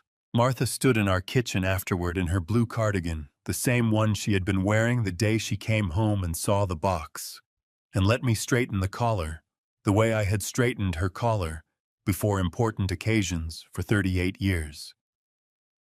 You do not have to do this, I said. I know, she said. That's why I'm doing it. Miller's unmarked vehicle would be parked 2 spaces down from the diner entrance. A second deputy would be inside at the counter eating a newspaper. Martha would go in alone, order coffee, and wait for Raymond and Chloe to arrive. She would let them talk. If they said what Miller believed they would say, the device would capture every word. I watched her car back out of the driveway from the front porch, the same porch where this had all begun, the same 2 oak trees in the front yard, the same mockingbird, or one very much like it, moving through its repertoire in the left tree. Dennis appeared at my elbow at some point during the waiting, the way Dennis had been appearing at my elbow all week, without announcement, without asking if he was wanted. Simply present in the reliable way that some people are present when it matters. He handed me a cup of coffee. She's going to be fine, he said. I know, I said. You don't know, he said. You hope. There's a difference. I looked at him. He was right, which was irritating, which meant he was being Dennis, which was oddly comforting.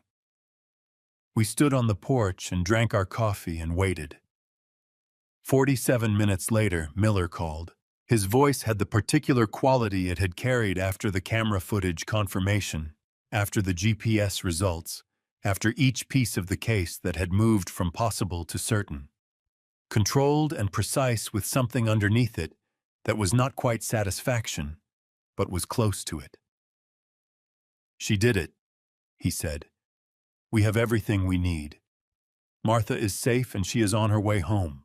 I set my coffee cup down on the porch railing, the same railing where I had set down the contents of the red-wrapped box 8 days ago, and I pressed both hands flat against the wood and stood there for a moment with my eyes closed. 38 years, and I had still been underestimating her. Dennis put a hand on my back. Told you, he said. Before I reveal the chilling conversation captured on the secret wire recording where Raymond and Chloe's true faces are completely exposed, please leave a comment saying, "Still here," or the number 14 below, so I know you're still watching. Also, please note The next part of the story contains some fictional elements which may not be entirely real. If you do not wish to hear these harsh details, you may stop the video right here. There are moments in life when you hear something so cold, so deliberate, so completely stripped of anything resembling conscience, that the air in the room seems to change temperature around you. I have experienced a handful of those moments in 60 years. The call about Caroline. The morning the doctors explained what the stroke had done to my hand. The afternoon I read the note inside the red-wrapped box. This was another one. Miller played the recording that afternoon in the conference room. The same table, the same chairs, the same pale Texas light coming through the window. Martha sat beside me. She had changed her clothes since the morning and drunk 2 cups of tea and had the composed, slightly distant expression of someone who had done something difficult and was still in the process of returning to herself. Thomas Garner sat at the end of the table with his notepad. Dennis was in his usual chair in the corner, coffee in hand, newspaper folded on his knee, and entirely unread. Miller placed a small digital player on the table. He looked at me before pressing play. "Mr. Calloway," he said, "some of what you're about to hear may be difficult. I want you to know that you can ask me to stop at any point." "Play it," I said. The recording began with ambient sound, the particular acoustic texture of a busy diner on a weekday morning. Dishes, low conversation, the hiss of a coffee machine. Then Martha's voice asking for a refill. Then the sound of a door, footsteps, the scrape of chairs. Raymond's voice, asking how she was doing, saying she looked tired. Then Chloe's voice. I had heard Chloe speak hundreds of times across my kitchen table, at holiday dinners, in the driveway on Sunday afternoons. I knew the measured, careful quality of her normal speech, every sentence constructed, every word chosen. What came through the recording was something different, looser, warmer in a way that had nothing to do with warmth and everything to do with confidence. The particular ease of someone who believed they were among allies. "You know what the funny thing is," Chloe said, and I heard her set something down on the table, a coffee cup probably. "The whole time I kept thinking someone was going to say something. A teller, a manager, somebody. But they processed it. Every single time." Martha's recorded voice, careful and neutral. "You weren't nervous." "Nervous?" Chloe laughed. It was a light sound, social. The laugh of someone recounting a minor inconvenience that had turned out fine. "I had done my research. I knew exactly what they checked. ID account number, last 4 of social. I had all of it." A pause. "And the bandaging helped. Nobody wants to stare at someone who looks like they just had dental surgery. They look at the paperwork instead." I felt Martha's hand find mine under the table. I did not look at her. I kept my eyes on the player. "The old man had just had a stroke," Chloe continued. Her voice had shifted slightly, not colder, but more direct. The social warmth dropping away to reveal the calculation underneath. "You think he even remembers what he signed and didn't sign? His handshakes. His memory is going to be all over the place for months. That's just what happens." Another pause.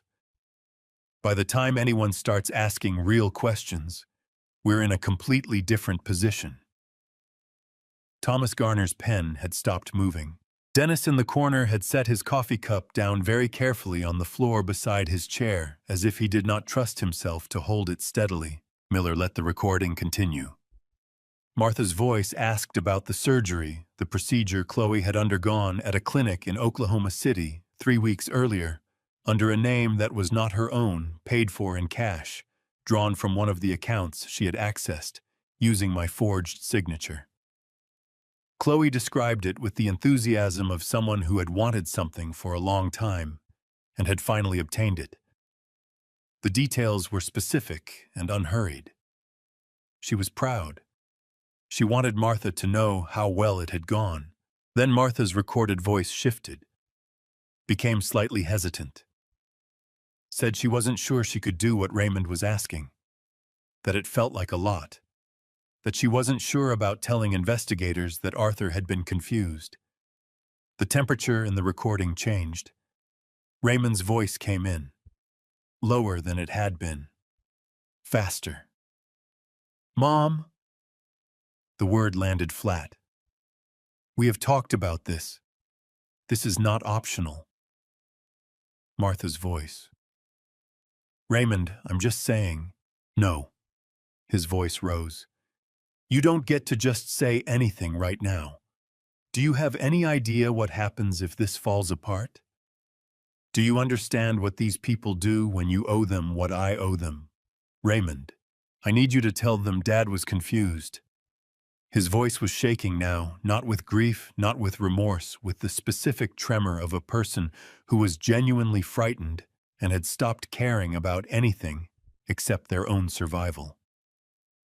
I need you to say he talked about opening accounts, about moving money around, because that is the only way this works.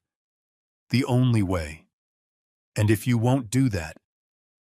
He stopped. Drew a breath.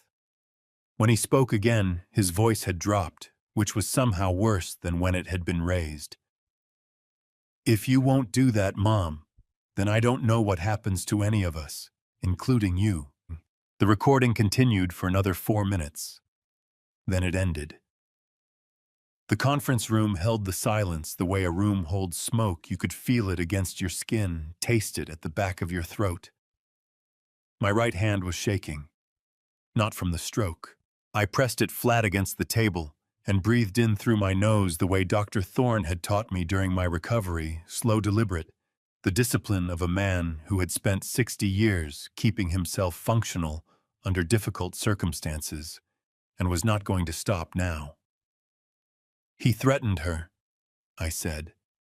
My voice came out even.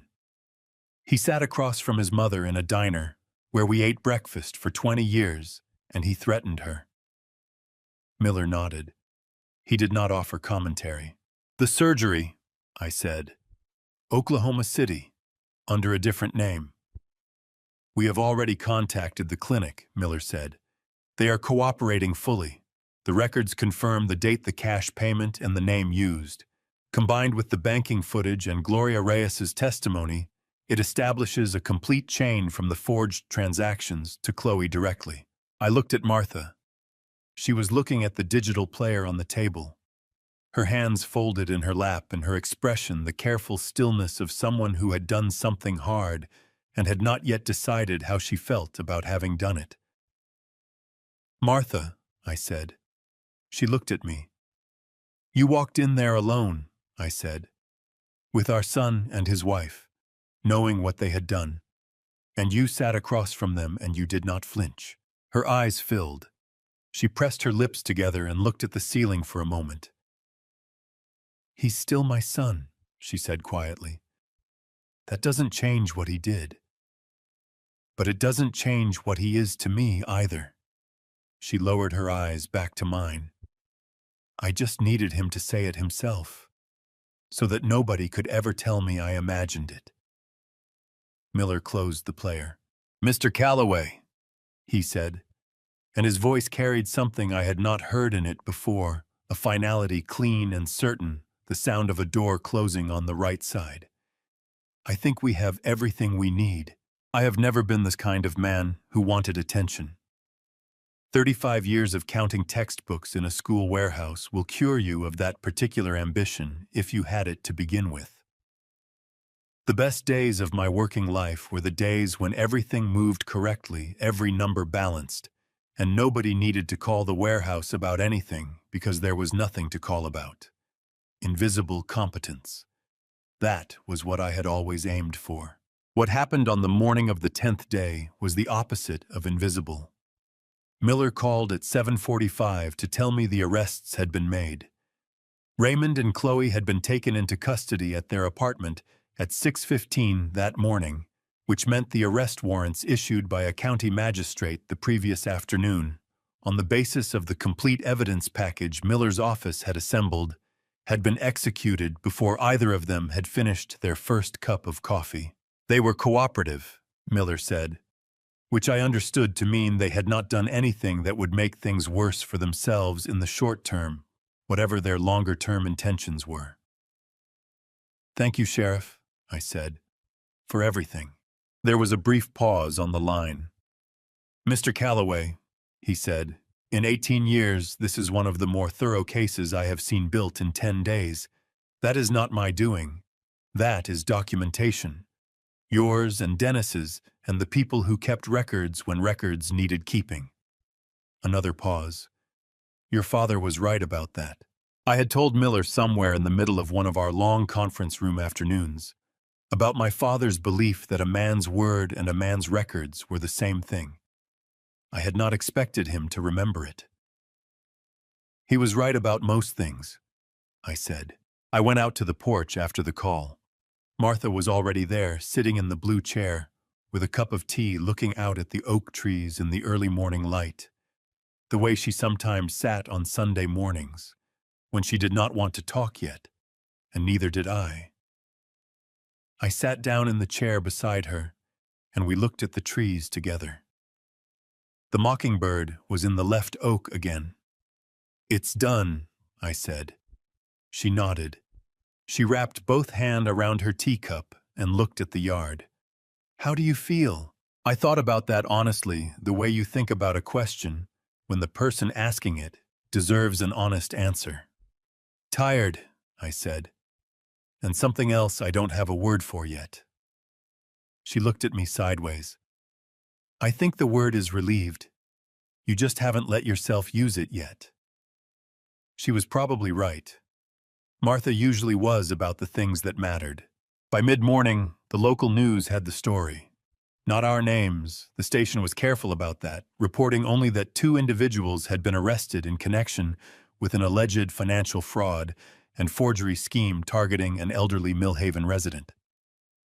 But Millhaven was not a large town, and the distance between an arrest on the east side and a story on every phone on the west side was roughly 45 minutes. By 11 o'clock, Dennis was at the door with a pound cake his neighbor had baked and sent over because apparently the news had reached his street, and his neighbor, a woman named Mrs. Farley, who had lived next door to Dennis for 22 years and considered feeding people the appropriate response to most situations, had decided that Arthur Calloway needed a pound cake. I accepted it gratefully. By noon, my phone had rung 7 times. Former colleagues from the school district. A man I had coached Little League with 20 years ago, who had heard something at the hardware store. The pastor from the church we had attended sporadically for 15 years, who left a voicemail that was warm and genuine, and did not ask any questions, which I appreciated more than I could express. Each call required me to say in one form or another that we were all right. That things were being handled. That we were grateful for the concern. We were all right. Things were being handled. We were grateful. All of it was true. All of it was also incomplete the way summaries of difficult things are always incomplete. What I could not explain in a 5-minute phone call. What I am not sure I can fully explain now was what it felt like to have spent 10 days watching the thing that was meant to destroy me be taken apart piece by documentation and careful work, and the stubborn refusal of people like Dennis and Gloria Reyes and Dr. Thorne and my wife to let a lie stand unchallenged. That afternoon, Martha and I drove out to the east side to pick up Lily from her aunt's house. We had agreed with her Aunt Martha's younger sister Carol, who had been keeping Lily for the week, with the particular competent kindness of someone who did not ask too many questions and simply did what was needed, that we would not say more than necessary until things were settled enough to explain properly. Lily came running out of the front door, the way she always came running, at a speed that suggested she was perpetually surprised to find that the floor was in fact still there. She hit me at approximately midsection level, grabbed my jacket, and said into my ribs in the slightly muffled voice of someone whose face was pressed against fabric that she had made me a card at school and it had a bear on it. "A bear," I said. "Grandpa Bear," she said. Obviously, I held on to her for a moment longer than I usually would. She allowed it with the grace of a child who understood. On some level, she could not yet articulate that the holding was necessary. On the drive home, she sat in the back seat with Martha's hand reached back between the seats, holding hers, looking out the window at the flat Texas evening coming in across the fields. "Grandpa Bear," she said after a while. "Yes, sweetheart." "Is the bad stuff over?" I looked at her in the rearview mirror. Her face was turned toward the window, watching the fields go by, entirely trusting that whatever I said next would be the truth, because I had never told her anything else. Martha looked at me. I looked at the road. Then I looked at Lily again. "Almost, sweetheart," I said. "Almost." She nodded, apparently satisfied, and went back to watching the fields. Martha squeezed my hand across the center console. The Texas evening continued coming in wide and unhurried, the way Texas evenings do, as if the sky had all the time in the world and intended to use it. The courthouse in Millhaven County was built in 1931 during the kind of civic optimism that produced buildings meant to outlast the people who commissioned them. The floors were dark oak, worn smooth in the center of each corridor, where 70 years of foot traffic had polished them to a near-mirror finish. The benches in Courtroom 4 were the original wood-hard, unpadded, the kind that reminded you, after the first hour, that justice was not designed with physical comfort in mind. The ceiling was high and coffered, and the overhead lights hummed at a frequency just below the threshold of annoyance, which meant you were always faintly aware of them without being able to say exactly why. I had walked past that courthouse perhaps 1,000 times in my life. Parked in front of it. Mailed things at the post office 2 doors down. It had always been simply a building, solid, unremarkable part of the permanent furniture of the town I had lived in for 60 years. Walking into it as the person whose name was at the center of the case being heard inside was a different experience entirely. The trial began. On a Tuesday morning, 3 weeks and 2 days after the morning, I had sat on my porch steps and called 911. Martha sat beside me in the gallery. Dennis sat on my other side in his good jacket, which I had never seen him wear before, and which still had the dry cleaning tag tucked inside the collar, a detail he would have been deeply irritated to know I had noticed. Thomas Garner sat in the row behind us with 2 associates from his office. Raymond and Chloe sat at the defense table. They had separate attorneys, a development that had occurred, Miller told me, within 48 hours of their arraignment, when it became apparent that their interests were no longer aligned and that each of them would be better served by counsel focused exclusively on their individual situation. Raymond's attorney was a man in his 50s with a careful suit and the expression of someone managing difficult expectations. Chloe's attorney was younger, sharper looking, and spent the first morning of trial making notes on a yellow legal pad with the focused efficiency of someone who had already identified her best angle. Judge Harold Simmons was 64 years old, heavy-set, with close-cropped white hair and the patient, slightly weary manner of a man who had presided over Millhaven County proceedings for 19 years and had seen most categories of human behavior at least twice. He ran his courtroom with the particular economy of a judge who respected everyone's time and expected the same courtesy in return. When he spoke, people listened, not because his voice was loud, but because it had the quality of a voice that was not accustomed to repeating itself. The prosecution began with the documentary evidence. The stamped documents bearing the Millhaven County School District seal placed beside Dennis's binder, containing the original surrender receipt, which the prosecutor held up for the jury with the straightforward confidence of someone who knew exactly what it meant. Then the footage. The courtroom monitor's two large screens mounted on either side of the bench displayed the dashboard camera recording from my Subaru. The jury watched Chloe step out of the passenger side in front of Millhaven First National, her face wrapped in white medical bandaging. Her movements deliberate and unhurried. The timestamp burned in the upper right corner of the frame. Gloria Reyes took the stand after the footage had been played twice. She was composed. She described the transactions clearly and specifically, dates, amounts, the identification presented, the signatures obtained. When the prosecutor asked her to describe the person who had conducted those transactions, she did so in the careful language of someone who had prepared her words and intended to deliver them accurately. Then the prosecutor asked one additional question.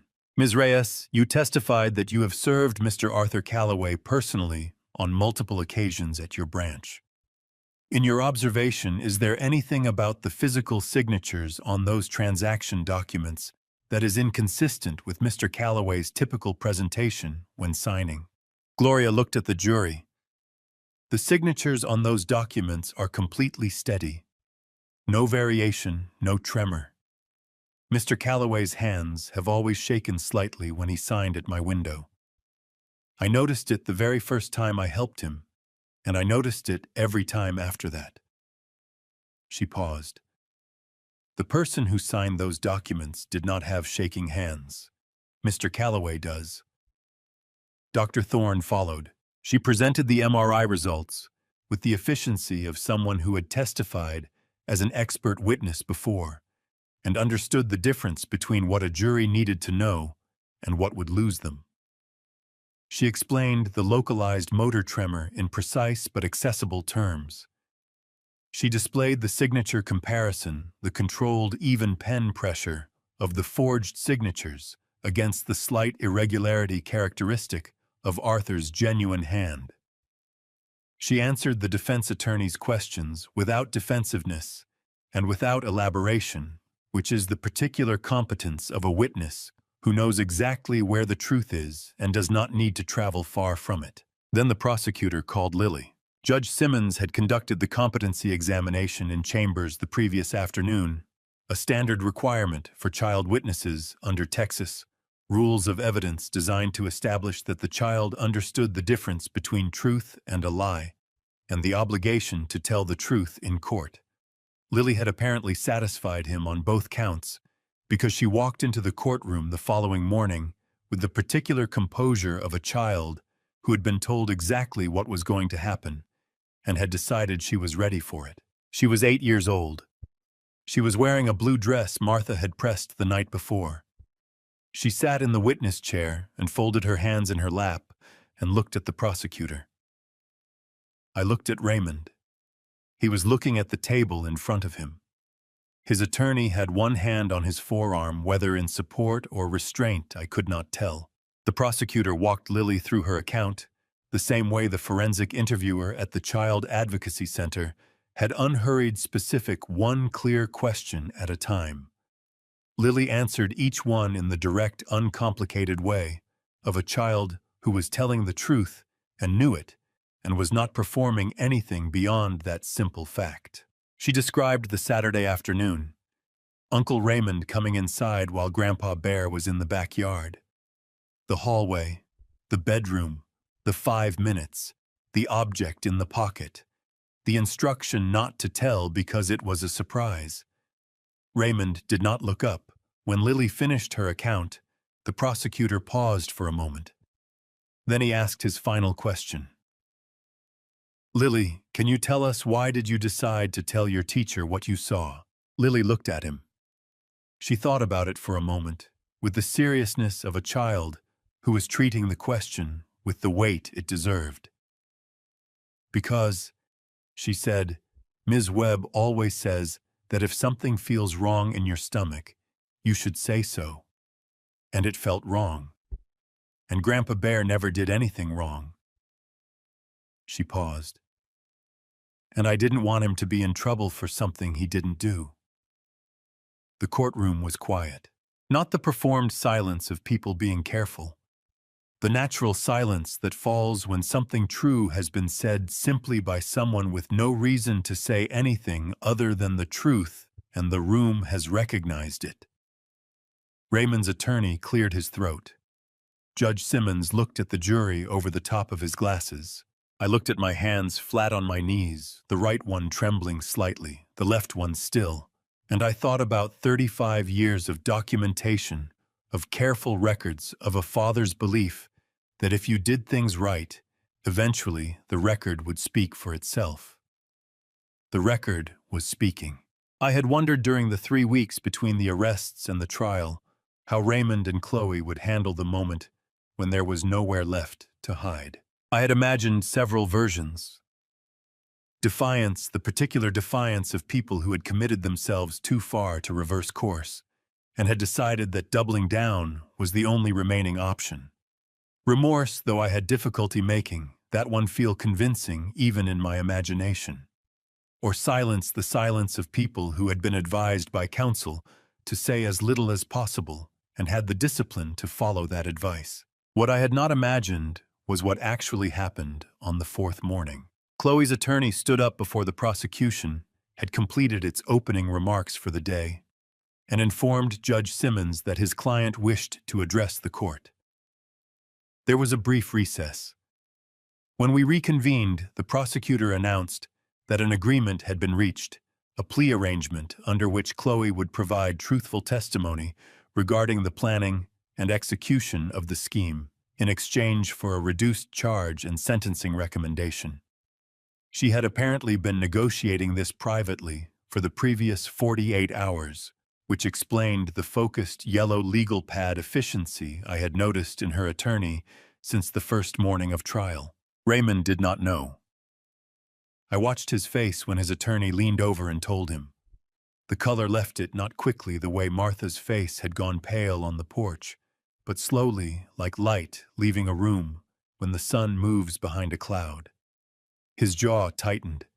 He said something to his attorney in a low voice. His attorney said something back. Raymond sat back in his chair and stared at the ceiling. Chloe took the stand. She was composed in the way that people are composed when they have made a decision and are committed to it, not comfortable but settled. She answered the prosecutor's questions in the same measured, precise voice she used for everything, and what she described was a plan that had been more than 14 months in the making.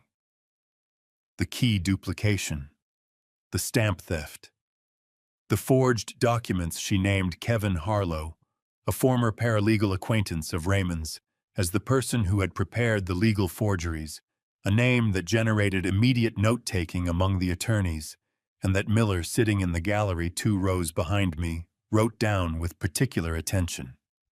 The bank transactions, Oklahoma City, the anonymous call. She described Raymond's role in each element with the specificity of someone who had been present for all of it, which she had been.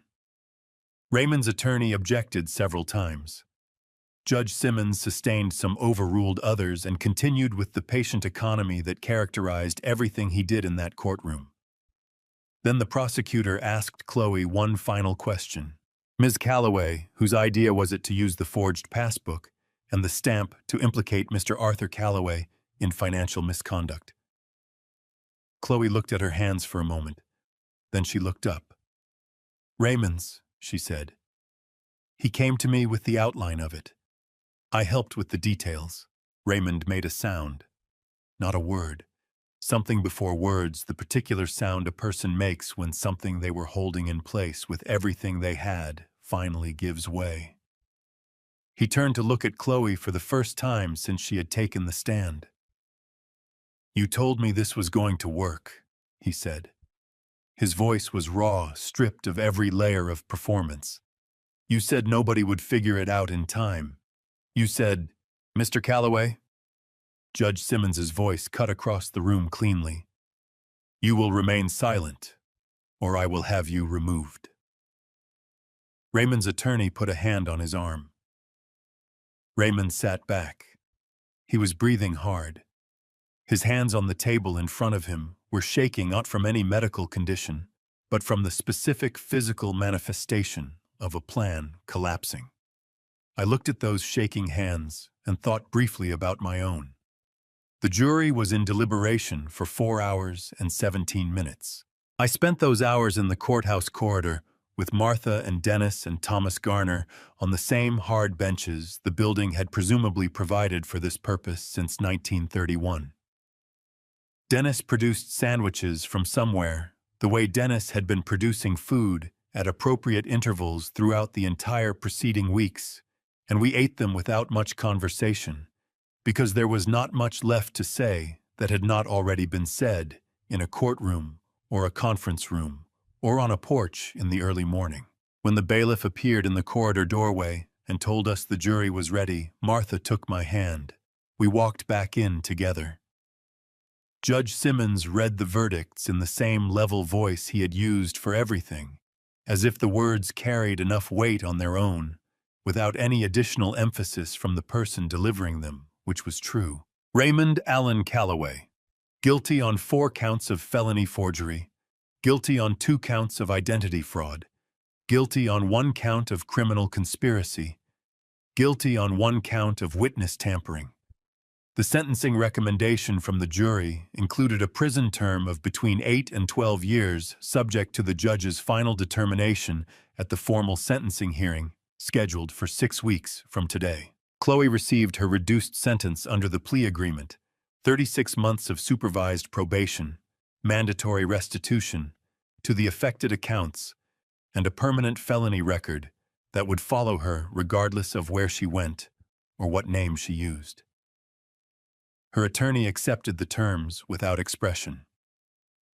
Chloe sat very still and looked at the table. Kevin Harlow, the name Chloe had provided, was noted by the court for separate investigation. When the bailiff moved to escort Raymond from the courtroom, Raymond stood slowly.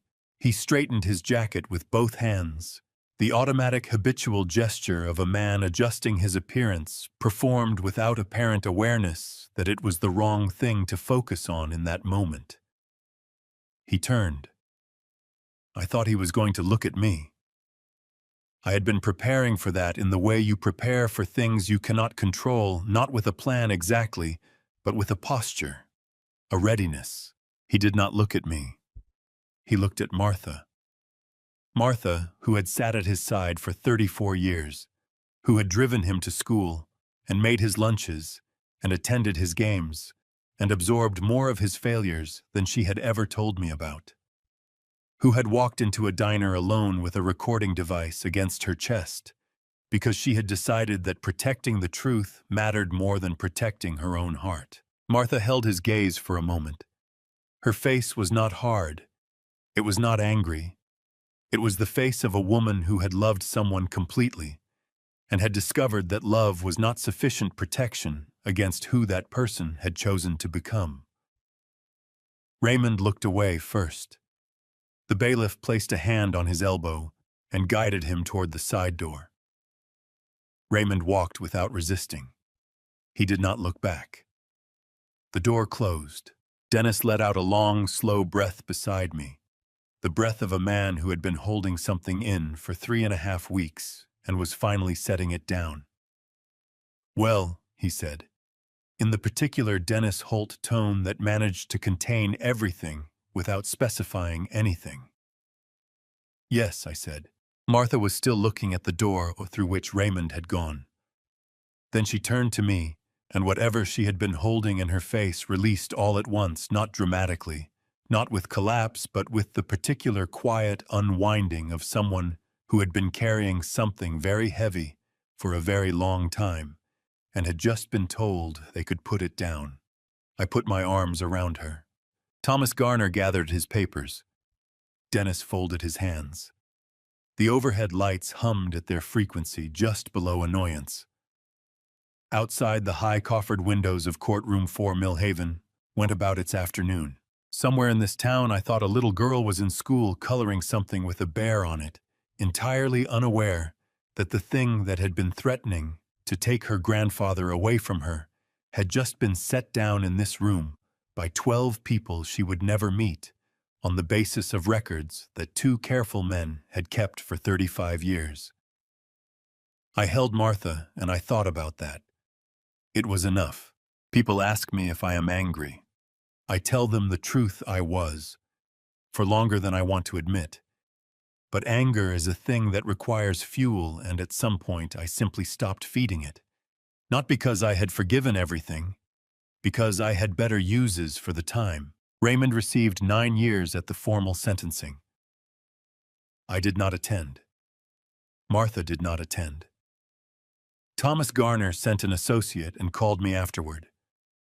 I thanked him, made coffee, and sat on the porch, watching the first suggestion of autumn move through the oak trees. Gloria Reyes sent a letter. 2 handwritten paragraphs, plain white paper. She had updated the bank's verification protocols for large cash withdrawals, additional identity confirmation for customers with documented medical conditions. I wrote back the same day.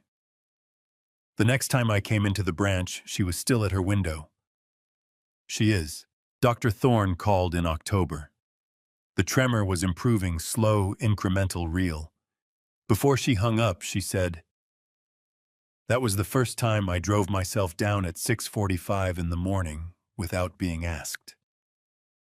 I told her I was grateful. She told me to keep doing the exercises. Dennis came by with apples from a farm stand on Route 12. We sat on the porch the way we had sat on porches for 35 years. 2 men with nothing urgent to accomplish, and enough shared history that the silence between us was full rather than empty.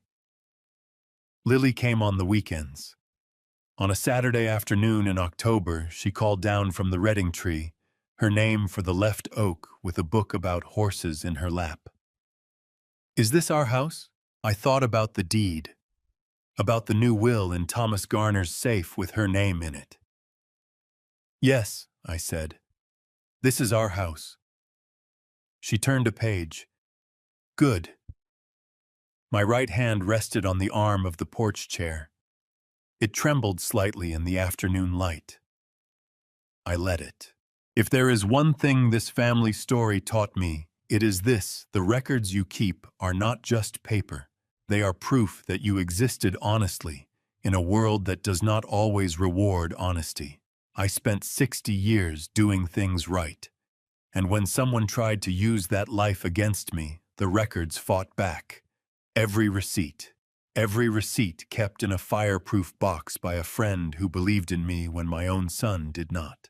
I believe God puts the right people in your path at the right moment. Dennis, Gloria, Dr. Thorne, Martha. Even Lily, 8 years old and telling the truth because it felt wrong in her stomach not to. I did not deserve all of that grace, but I received it. My personal opinion. A man's character is not what he says about himself. It is what the paperwork says when no one is watching. If you take anything from this grandpa story, let it be this: do not wait until a crisis to document your life. Do not assume the people you love are who you think they are. And do not, as I did for too many years, confuse keeping the peace with accepting mistreatment. That is a family story too many of us are living without naming it. If this grandpa story moved you, if something here reminded you of your own family story, your own quiet battles, your own reasons to keep going, please share it with someone who needs it. Leave a comment. It costs nothing and means more than you know. And if you haven't already subscribed, there are more stories waiting. Thank you for staying until the very end. The stories ahead contain some dramatized elements crafted for reflection and understanding. If that is not what you are looking for today, no harm done. Choose what serves you. We will be here when you are ready.